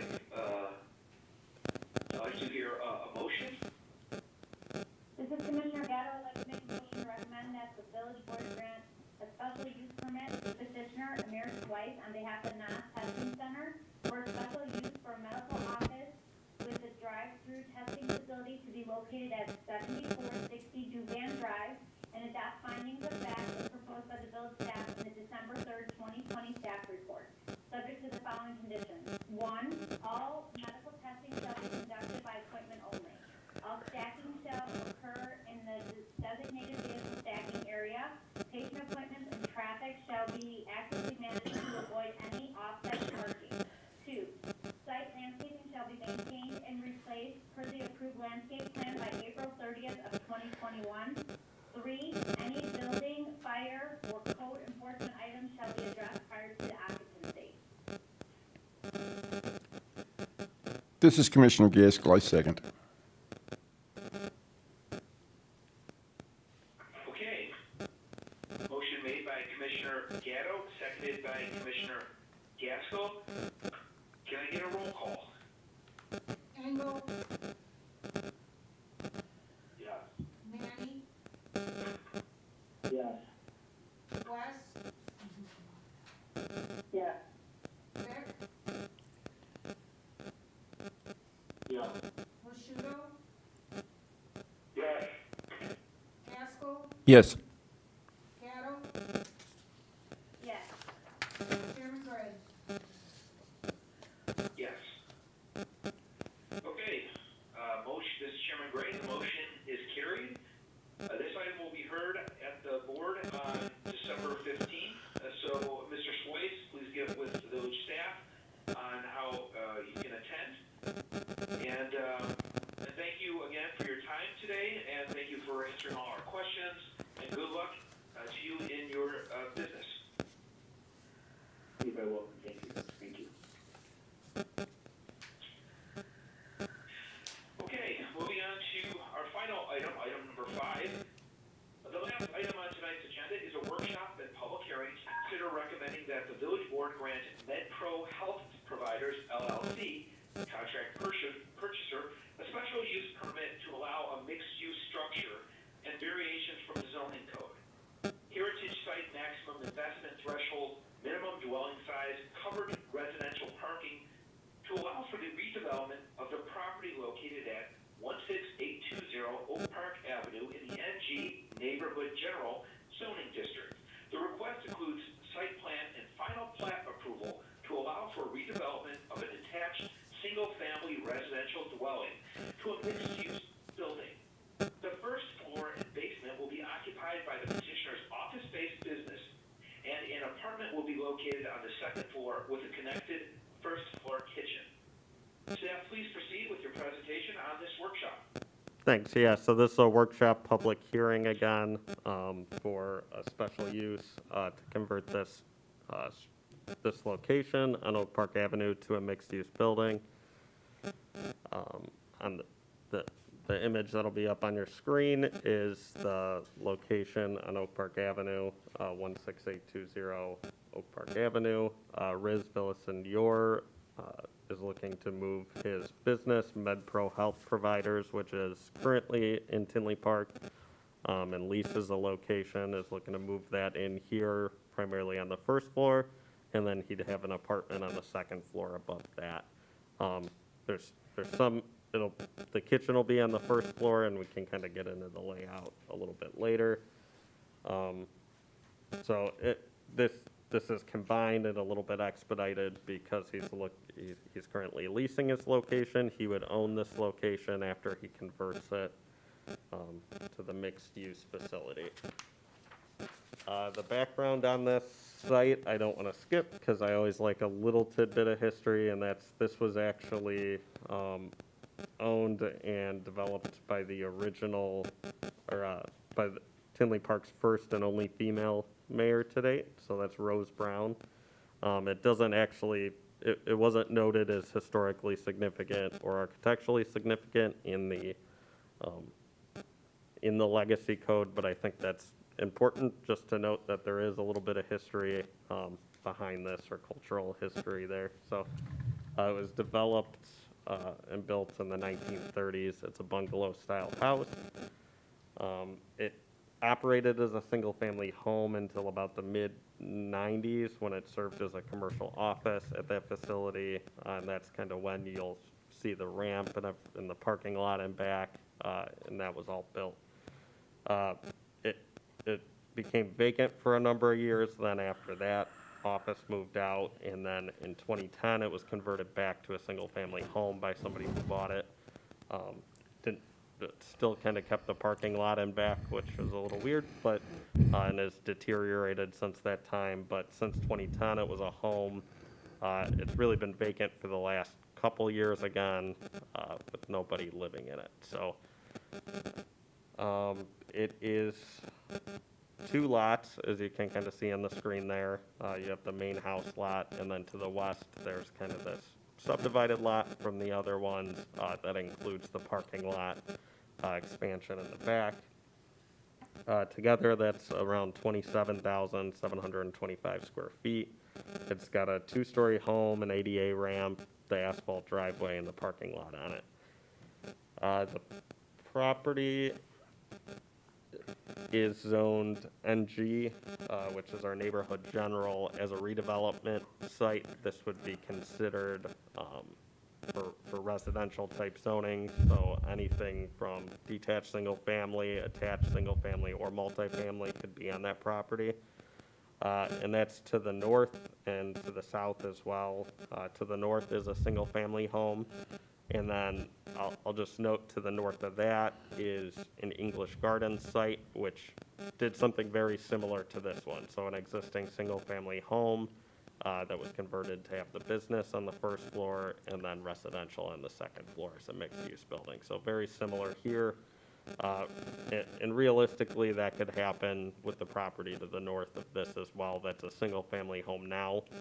That could kind of continue this, or it could always be redeveloped as well if they wanted to. But as of right now, this is kind of fitting the trend that was started by an English Garden just to the north of that.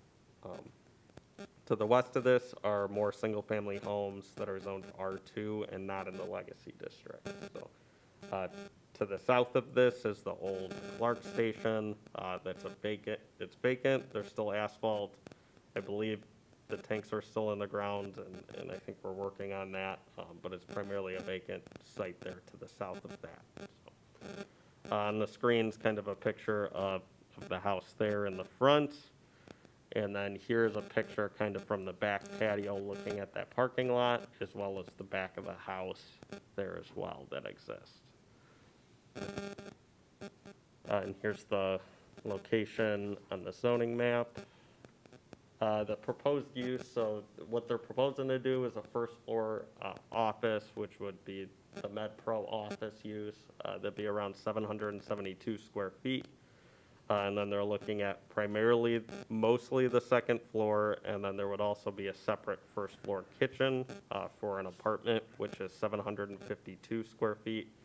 And that would be a 2-bedroom, 1 bath, along with the kitchen and a living room. There'd be a separate rear entrance constructed on the property with stairs up to a separate entrance there. And we'll get back to it. The first floor kitchen's a little bit of an odd situation, but is really there primarily because moving a kitchen is expensive. It would also take up space on the first floor. So it would essentially take up one of the bedrooms and be an even smaller apartment that's up there, in addition to that cost of moving it. So this is kind of what they've proposed and kind of makes sense for them at this point in time. There's basement storage as well. It'll be primarily used by the business, but they have shown some that could be used by the apartment. Again, this was originally a residential home, so it still has that layout there, and they're looking to do some work to make it more of an office feel on that first floor. A special use, which is why we're here today, is basically required to convert a heritage site in the legacy code, which I know not everybody's been on the commission, but a heritage site is basically something that was constructed prior to the legacy codes. The development in the village and requirements that were put in place. So there's kind of two sets of requirements in the legacy code. One is a redevelopment site if you're doing a new development or a full tear down and rebuild. A certain set of standards for that, and then there's a certain set of standards for basically existing sites that don't meet those full redevelopment standards. So this is allowed to stay as a heritage site, but it needs a special use to be converted to that mixed-use property. And again, the main reason for the mixed-use side of this is one, standalone commercial in this area is not permitted, so it's really meant to the legacy plan and the code is really looking to increase some kind of housing density around the downtown core, so that way it can support some of the commercial businesses we want to see in the downtown. So it's really pushing for, can we get some new residential development around that downtown core along Oak Park Avenue. So it's also, this request is a big part of it is property tax relief for the owner. A standalone commercial building is taxed more than double of what a residential building would be. So looking at the taxes now and projecting what that would be is pretty substantial, but there is some relief for a mixed-use building. So that's why we've had a lot of these requests over the years. It's kind of the initial property tax part of it that instigates it for the property owner, gives them an incentive to do it. And do the work that's required, but it actually fits a lot with kind of what the plan of the legacy code is to include more residential properties. Really quickly, and in the packets were kind of the interior layouts.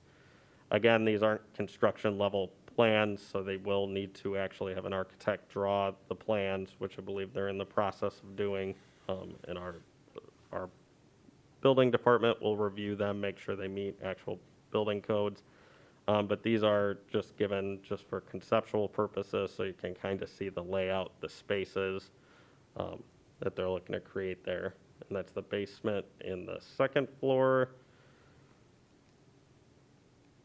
And then here is the first floor office, which is kind of what's pushing them to this property, is they want to have move their office to this property.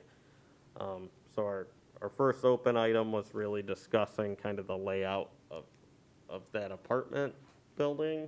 And then our second open item is discussing any concerns and the recommended condition in terms of the phasing on this project. So they are kind of looking to, again, occupy this first ground floor first, and then from there do the work for the apartment. So we do have a recommended condition and some dates in the conditions I can go over at the end. That would basically, I think it's by the end of this year they'd have to complete the work, but it would allow them to occupy this with the commercial use while they're doing that residential work.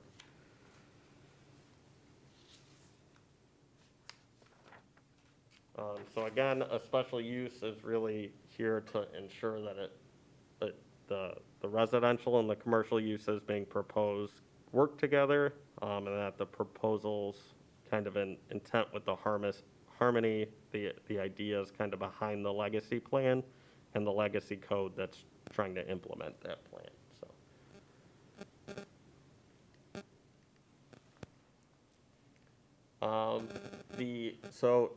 With a variety of requests in the legacy code that have either had the special use or a variation, staff kind of goes through a number of things we look at, and that's the condition of the existing building, what the ownership of the property is it owner occupied, is it for lease, is it a development property, the length of basically the existing non-conforming use and the heritage site status, the ability for the property to be converted to the full redevelopment requirements, and then the impact of basically what the non-conforming aspects are on the surrounding area. So as open item 3 is just the discussion of the proposed special use permit to convert a single-family home to a neighborhood general. And in general, they're keeping the dwelling, so it's still one dwelling for one dwelling. They're not really reducing that. But then they're adding their office in there to the first floor, kind of in harmony with what surrounds it now. The site plan, so with this, obviously, if you went out there or if you even looked at the pictures there early on, you can see it's deteriorated quite a bit from when it was a commercial space, and it wasn't really well planned for a commercial space from the beginning. So they have, with the special use, attached some a site plan to this that would include a parking lot in the rear. So they'd be repaving a portion of that parking lot, and they'd actually be removing some of the asphalt that's back there currently and placing turf and grass and landscaping in its place. So just because they don't really need it, so they're not going to pay to replace it and add more impervious surface to the property when they basically don't want to overpark it. So the parking aspects of this, so they will have pretty limited staff at this. So the Business Med Pro is basically an at-home health service, so they do not have most of their staff is not coming to this office on a daily basis. They do come there for administrative work, but I believe, and Riz can kind of expand upon this, but I think it's been cut down even more in terms of having their health staff interact with one another and come into the office. So I think he said that they're pretty reduced staff there, and they really foresee that going forward as well, just with the medical industry changing over the last year. So the proposal will include 10 parking stalls, and that's in compliance with our code requirements. There's going to be 2 stalls that are dedicated to that apartment, and then the other 8 stalls will be for the office space.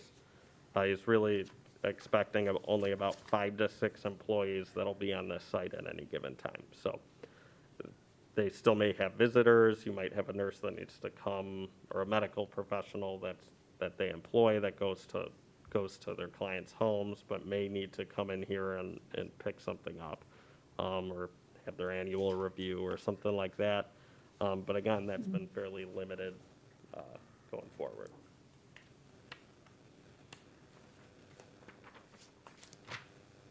The one thing that's existing out there that doesn't conform is the drive aisle width, and so to access the site, there's only it functions as a 2-way drive aisle. It's about 15 to 18 feet wide. We're okay with that going forward, but we've recommended a condition for cross-access. So they're requesting a plat as part of this to consolidate the 2 lots, as we've required with a lot of other properties like this.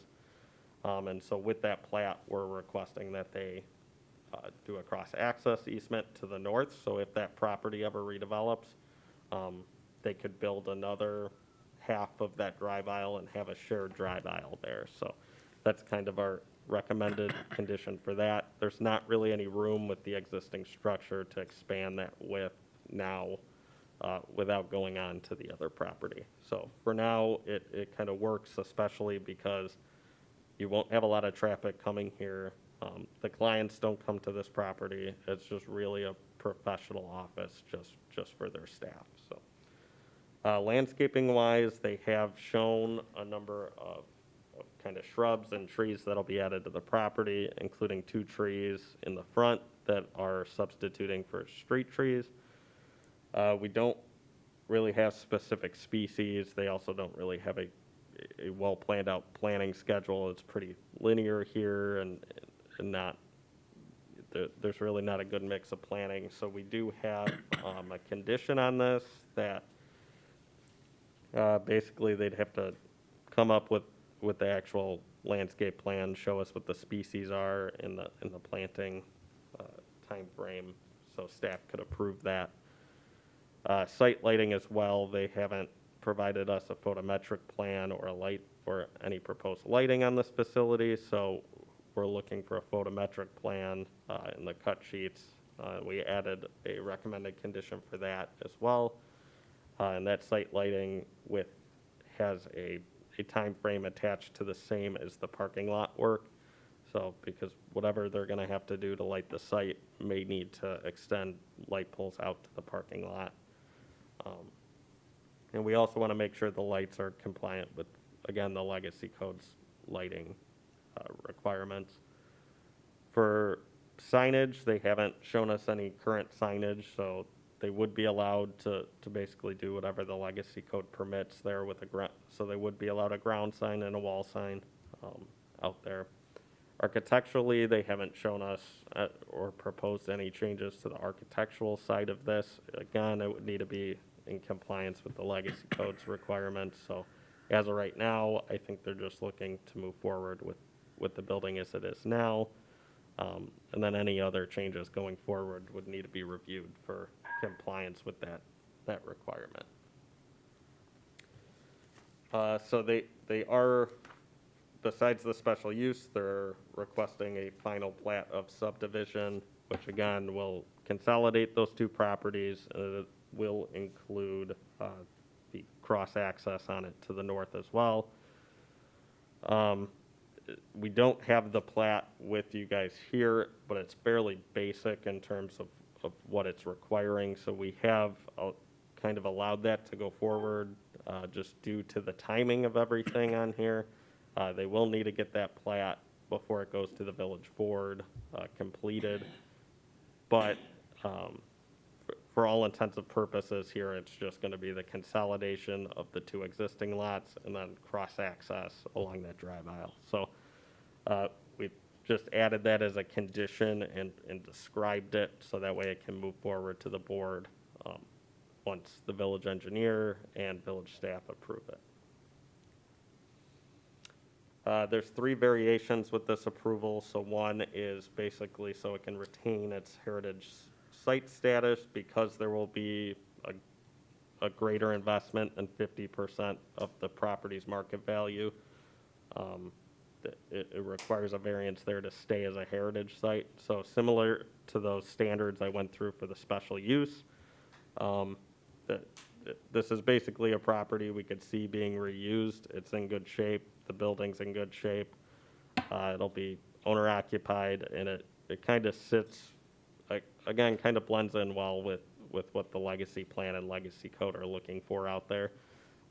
So reuse of this property is something I think staff has supported in terms of that variation here. Similar to the other ones that have been requested that have had kind of similar requests here, like Avocado Theory, I believe, and the Vet Tech building on Oak Park Avenue as well. So the second request is the apartment size. So for a 2-bedroom apartment, we have a minimum usable floor area of 1,000 square feet. They're under that here with 752 square feet. Again, it's a fairly unique situation here with an existing building. They don't really have room to kind of reasonably expand that. And taking up more of the first floor would obviously counter the reason why they're looking at this property in the first place, which is for the office. So with that 752 square feet, though, they do have 2 bedrooms, a kitchen, a living space, a bathroom, and then even some storage in the basement, which is not included in the 752 square feet. The third variation is the covered residential parking. So that is a requirement of the legacy code that when you put in a residential unit, that it basically has to be a covered parking spot. And that's either located within or below the building envelope. So this will just be open parking. It's again, very similar to what we approved with Avocado Theory. It doesn't really make much financial sense, and it doesn't really look good to kind of tack on basically an attached garage to the building. And from a site layout standpoint, it doesn't really work well on the site either. So they've requested that variation to just have open, dedicated parking stalls out in the parking lot that'll be nearest to the entrance to the unit. So that is it. I didn't cover every single or state every single open item, but I will leave this open for questions. Okay, this is Chairman Gray. Thanks, Dan. Appreciate the presentation. At this time, does the applicant have anything to add for this workshop portion of the meeting? Chairman Gray, this is Riz Villasenor. I'm not sure if I can talk here at this portion or in the hearing part. You can, if you want to wait until the public hearing, you can. If you think staff's report was thorough, that's fine. You'll have an ample opportunity in the public hearing portion. And I just want to make sure I have your name right. Is it Riz? Riz Villasenor, Riz, yes. Riz, okay. Okay, Riz. It's up to you if you want to speak now or wait till the public hearing. If you think there's something that staff didn't mention in the report for this workshop portion, you can fill it in. Yeah. If I can you hear me, Chairman Gray? Yes, I can. Yes, sir. Okay. All right. So if I can speak now, I'd like to introduce my company, MedPro Health Providers. As Dan mentioned, we are a home health company based here in Tinley Park. And first of all, I'd like to thank you, Chairman Gray, and the rest of the commissioners for this opportunity. And also, I would like to mention Dan and the rest of the staff for all the work that they've done. I've worked with Dan for many months now, and I really appreciate all the efforts that we put together in this presentation. So, as Dan mentioned, we are currently leasing a whole third floor in the building across the old Kmart on Harlem Avenue. And since our business has changed substantially, a lot of regulations, and plus right now with COVID, our industry is still considered we're considered front liners, if you will. So our business, we offer 6 disciplines. We're licensed by the state of Illinois and also by Medicare. So we have nursing, physical therapy, occupational therapy, speech therapy, home health aid, and medical social work. So basically, we cater and service the senior populations in their homes. So as Dan mentioned, the office that we're going to be putting in that building, basically it makes sense since we are a home health agency to eventually be in a home. And we are also a full EMR company. We're electronic. Everything that we do is done electronically. So our nurses, clinicians, and our therapists don't even go to our offices. So the office that we are planning to build in that structure is going to be really around 8 to 10, especially now with COVID. Majority of my staff right now working from home. So we can even have a full remote operation. And we just want to ask if we can allow us to use that particular facility, that particular structure. And now we feel proud with the research that Dan and his team have done, to be proud that culturally we did know that this used to be the home of the first and only female mayor of Tinley Park, Ms. Rose Brown. And that gives us more pride to be able to use that property. So if you have any questions for me, or I'd like to ask for your consideration, if you can have, considerable approval for all the requests.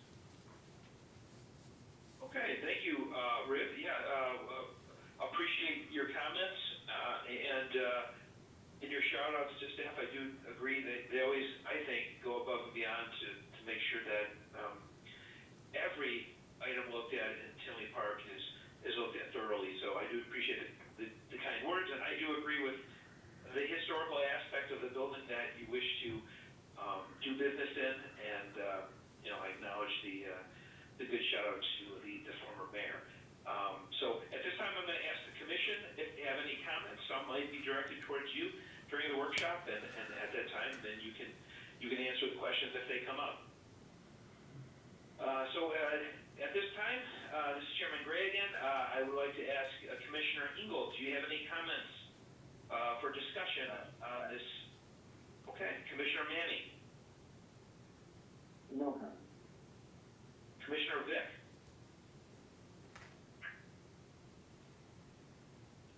I have no comments at this time. Commissioner Gaskell. Yes, I have a question. We're talking about creating a second floor apartment, Yeah, but the kitchen's going to be on the first floor. correct. Really? Yes.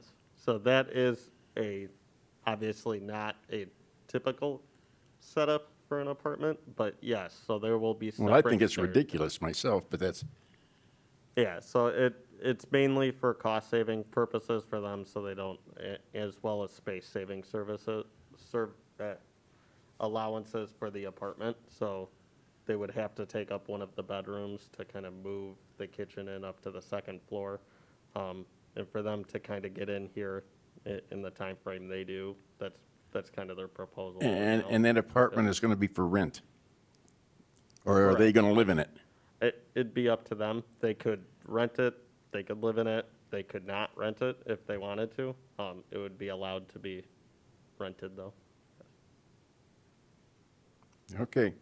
But assuming whoever lives there Well, I can't imagine somebody renting an apartment with what the setup and they have to is. climb 15 stairs or 20, whatever, however many stairs to cook, and then bring it back and serve it, So basically, it's just a way it's just a way of getting out of paying property tax. Yeah, Yes. it's a way with the mixed use allowance, it Mm-hmm. lowers the property tax percentage. And I think without that, this site wouldn't work for most businesses.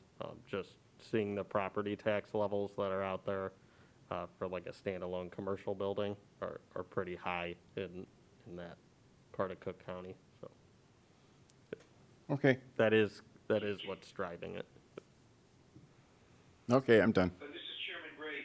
Can I, just a piggyback on Commissioner Gaskell, is there an area in that kitchen where there is a table? So you're not like bringing your food up how many flights of stairs? Is there room in that kitchen area? Like, I'm in my kitchen area right now on a kitchen table. But in terms of the practicality of running something up to serve it, but trying to look at the floor plan here. Yeah, You guys, I could maybe send it to Riz. I don't know if they finalized everything on this yet. It really is kind of a conceptual floor plan layout there, but I can maybe send it to him. I think he's been in there more than I have, so. Yes, if I can respond to that. Sure. Basically what we're planning to do is the stairs, that area with the stairs, the kitchen, that's going to be closed. So that's going to be where the stairs to the second floor. So when we close that area, there's going to be space there for like a small table. okay. Fair enough, yeah. Where was There this? would be a table on that level, but I was not sure. Where was this? Basically in the kitchen area. I don't see what, they're all marked just areas. They're not marked kitchen or,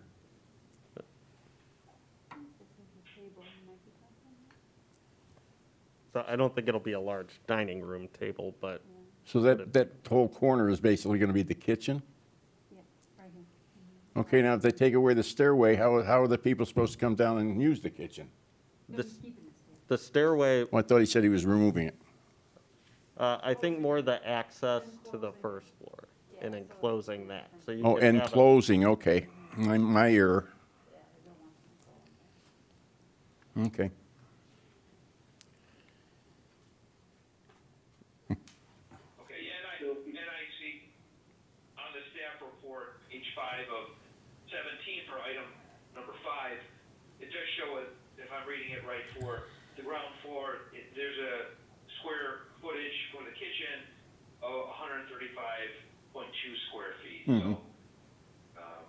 So that'd be the size you'd be working with. It's enclosed, so you probably gain some space because those doors should remain closed. So, to me, you'd be able to put a small table, as Mr. Villasenor mentioned. Yeah, I think there's room. It wouldn't be a large table, but I think you'd be able to fit an actual kitchen table there. But absolutely not a typical, obviously, layout for an apartment to have a kitchen on a separate floor. But it does meet the requirements for basically a living space at that point, because you can't obviously have an apartment or a dwelling without a bathroom, without a kitchen, without even a living room. So that's part of it, is obviously you need a kitchen to have an apartment. So, but obviously not the normal setup.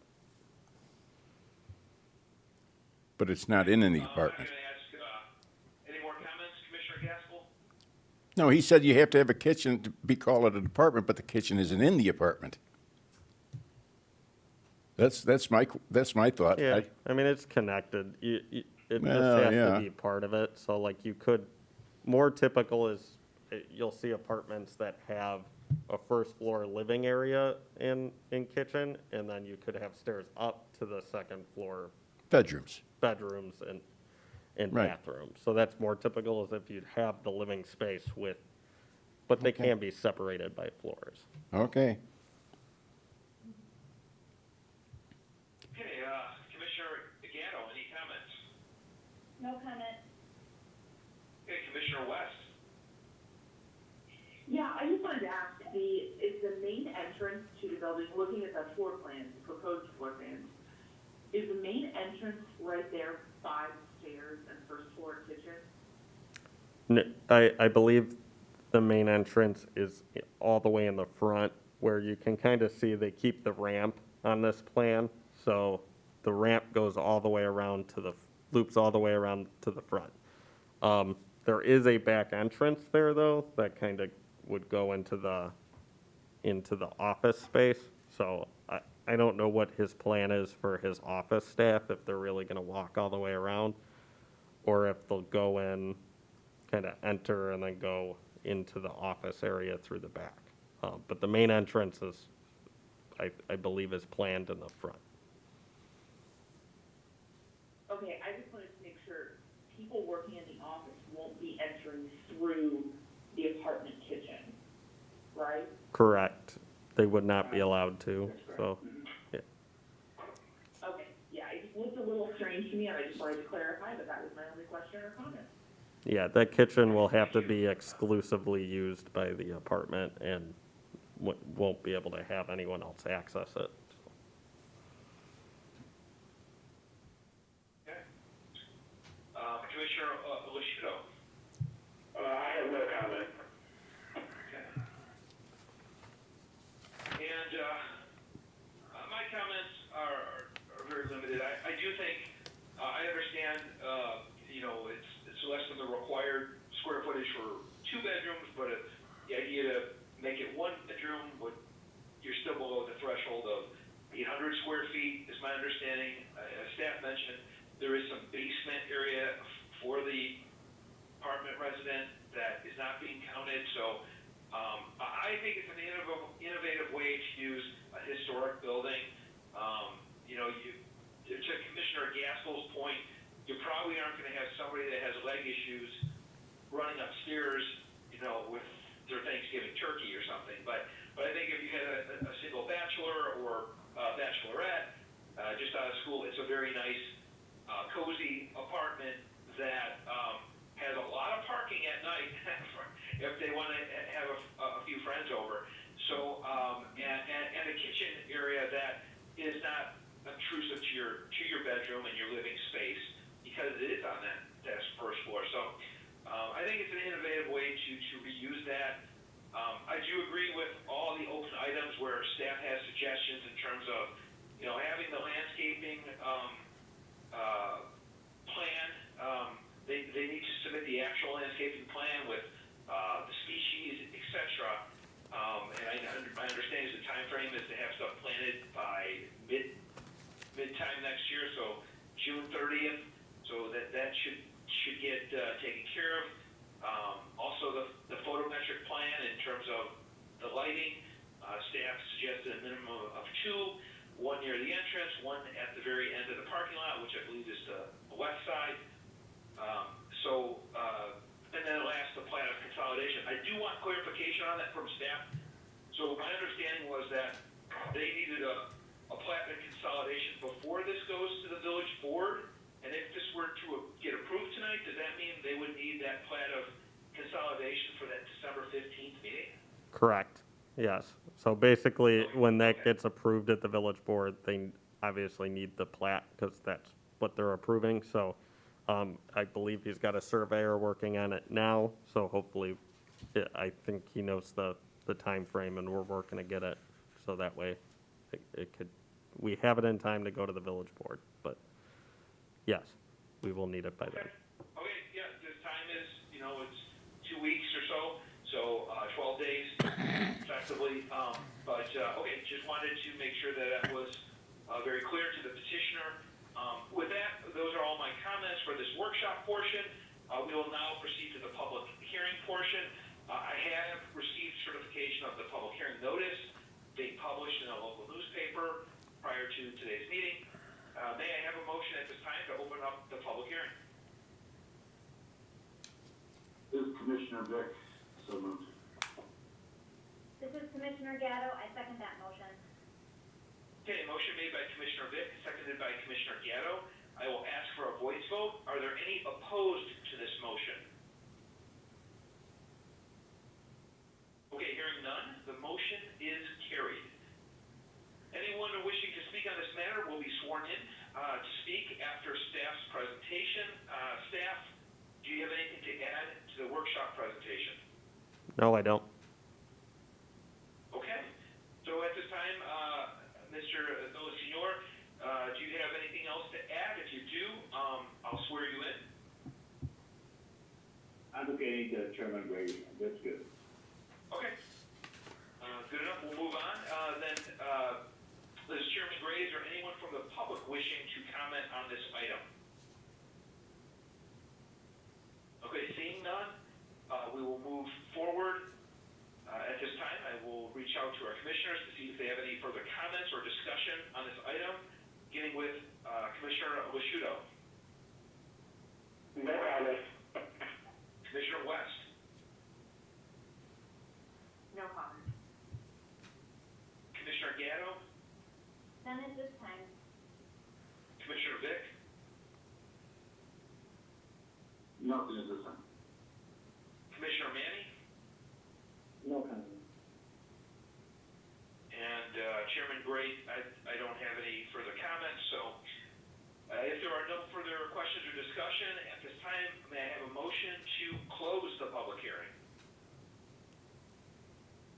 Commissioner Manning, so moved. Do I hear a second? This is Commissioner West, a second. Okay, this is Chairman Gray, motion made by Commissioner Manny, seconded by Commissioner West. I will ask for a voice vote. Are there any opposed to this motion? Okay, hearing none, the motion is carried. Please present the standards for these items, staff. Sure. Another quick summary here because I won't go through each one, but they're on the PowerPoint and in the staff report. Again, it's an existing site. They're proposing a first floor office and a second floor apartment that are compatible with the surrounding uses and compatible together. It's an existing site with existing utilities, and this is filling a vacant space on Oak Park Avenue with apartment and a usable business, keeping an existing business in town as well, promotes economic development. From the variation standards, these are being requested basically to reuse the existing building that's been around for approximately 90 years in age and has some cultural significance. The proposal basically maintains that existing scale and the existing property, keeping it within a reasonable economic and technically feasible use. And that's what makes it unique and compared to other properties in the zoning district. And then that this is really in scale with the kind of surrounding uses that are around there, very particularly to the north as a single-family home, and then another mixed-use building in English Garden, very similar to this one with business, and then an apartment on the second floor. There's separate legacy code standards here as well, and these are basically that this is in line with the legacy plan. It includes keeping the dwelling that's there now and not reducing the amount of housing that's out there, while also promoting kind of a service-type office use here and reusing historic older building within the downtown or within the legacy plan area. And that the property has basically been vacant for a number of years, and this will allow the existing business to relocate to this property and reutilize the vacant property going forward. So that's it for the standards. Okay, thank you, Dan. This is Chairman Gray, and so at this time I'm going to ask for the first motion on this item regarding the site plan approval. This is Commissioner Gatto. I'd like to make a motion to grant the petitioner Riz Valsinore on behalf of Metro Health Providers LLC site plan approval for the property located at 16820 Oak Park Avenue in the NG Neighborhood General Zoning District, in accordance with the plan submitted and six recommended conditions as listed in the December 3rd staff report. This is Commissioner Gaskell. I second. Okay, this is Chairman Gray. Motion made by Commissioner Gatto and seconded by Commissioner Gaskell. Secretary, may I have a roll call? Engel, Yes. Manny, Yes. Gaskell, Yes. West, Yes. Vic, Yeah. Lushudo, Yes. Chairman Gray. Yes. This is Chairman Gray. The motion is carried. Now may I have a second motion regarding this special use? This is Commissioner Engel. I'd like to make a motion to recommend that the village board grant Petitioner Riz Valsinore on behalf of Metro Health Providers LLC special use permit to convert a heritage site from a detached single family home to a mixed use building at 16820 Oak Park Avenue, NG zoning district. In accordance with the plan submitted with this herein, not finding the bank proposed in the December 3rd, 2020 staff report, subject to the following condition: the commercial and residential permit, construction work / occupancies may be phased with building official approval of the building permit. All work to convert to a mixed use building shall be completed by December 31st, 2020.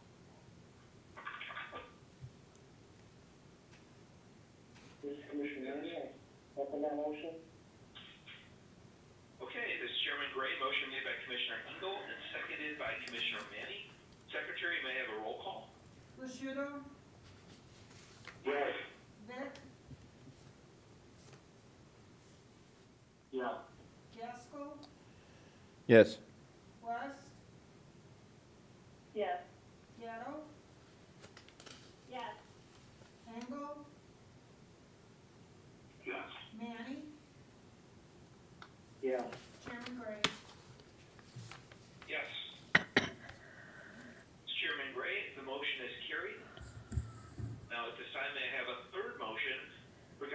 variations. This is Commissioner Gaskill. I will make a motion to recommend that the village board grant the 3 variations as listed in the December 3rd, 2020 staff report to the petitioner Riz Villasenor on behalf of MedPro Health Providers, LLC, at the property located 16820 Oak Park Avenue in the NG Neighborhood General Zoning District in accordance with the plans listed and adopt findings of fact as proposed with the December 3rd, 2020 staff report. This is Commissioner Weston, second. This is Chairman Gray. Motion made by Commissioner Gaskell and seconded by Commissioner West. Secretary, may I have a roll call? Engel, Yes. Manny, Yes. Gatto, Yes. Vic, Yes. Lushudo, Yes. West, Yes. Gaskell, Yes. Chairman Gray. Yes. Okay, this is Chairman Gray. The motion is carried. Now at this time, may I have the last motion regarding the final plat? This is Commissioner Lushudo. I will make a motion to recommend that the village board grant approval to the petitioner Riz Villasenor on behalf of MedPro Health Providers, LLC, a final plat for consolidation of 2 lots, public cross-access to be granted to the north along the driveway on the property at 16820 Oak Park Avenue in accordance with the plans listed in the December 3rd, 2020 staff report, subject to the following conditions. Number 1, the final plat shall include consolidation of the 2 lots and cross-access to the property to the north along the existing driveway. And number 2, the final plat is subject to review and approval by village planning staff, village attorney, and the village engineer. This is Commissioner Gatto, I second that motion. Okay, this is Chairman Gray. Motion made by Commissioner Lushudo and seconded by Commissioner Gatto. Secretary, may I have a roll call? Engel, Yes. Manny, Yes. Gaskell, Yes. Vic,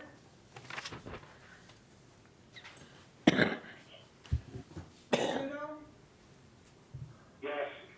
West, Yes. Chairman Gray. Yes. Okay, this is Chairman Gray. The motion is carried.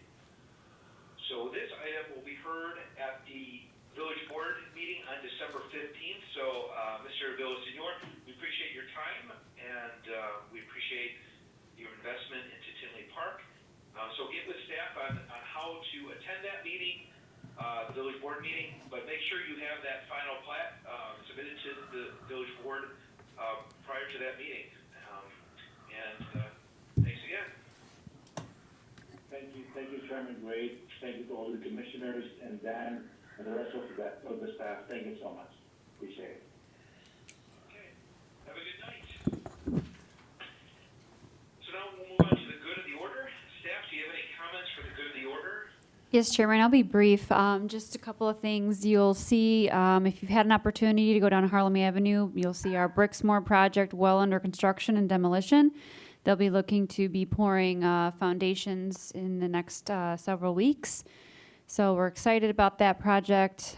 Also happy to find out that our Chipotle project in Brookside Marketplace has submitted their plans for construction. They'll be taking over the former Bank of America and converting it to a Chipotle. And Tuesday's Village Board, if you watched or listened, we announced for the first time in the public, our discussions with a restaurant user that's looking to occupy the boulevard on South Street. And it is the owner of the Dancing Marlin in Frankfurt who is looking to do a new venture and a new concept here in Tinley Park. We're very excited. It'll be an Italian tapas style restaurant, and we are furthering our conversations with the potential incentive the village may offer to help that restaurant get launched. And then in addition, I wanted just to announce, we've been utilizing grant monies to assist our restaurants that have been hit hard by COVID, and particularly we're giving them monies to offset their costs to stay open during the winter for any tents or heaters. And we have 9 applications in, 5 have been approved, and they get up to $5,000 per application. So we're just excited to see that that money is being utilized, and we're hoping it's keeping some doors open longer. And that's all I have. Thanks, Kimberly, and that is great news, and I hope our local businesses, restaurants use that to their advantage in these trying times. And just a reminder to people, please support the local business here as you can during these COVID times, which are trying for everybody. And this good news about the Dancing Marlin owners. I know you mentioned this will be Italian style, but I've been at the Dancing Marlin, and they do a bang-up job there. So if their new venture is anything as close to that, that's a welcome addition for the Boulevard. At this time, are there any public comments that were submitted or members of the public present wishing to speak today? No, there's not. This is Barb, I've got a comment. Okay. The next meeting on December 17th has been canceled, so everybody knows that. On vacation. Merry Christmas. Okay, well, we kind of went above and beyond, and I want to give kudos to everybody on the staff, as well as all the commissioners who've worked overtime for tonight's meeting. It was chock full with double duty of workshops and public hearings for 5 items. So, new Commissioner Frank Losciuto, you kind of jumped into the deep end, but you did a great job. So, we don't always get out after 10 o'clock, so don't feel alarmed. But with that, I will move or entertain a motion to adjourn tonight's meeting. If there's nothing else further. Commissioner Gaskell makes a motion to adjourn. Commissioner Engel seconds that motion. Okay, this is Chairman Gray. Motion made by Commissioner Gaskell, seconded by Commissioner Engel. I will take a voice vote. Anyone opposed? Hearing none. The motion is carried. This meeting is adjourned at 10:12 p.m. Since we won't be meeting on December 17th, everybody have a safe and happy holiday season, and we'll see you in the new year. Merry Christmas, everybody. Have a good one. Thanks, everyone.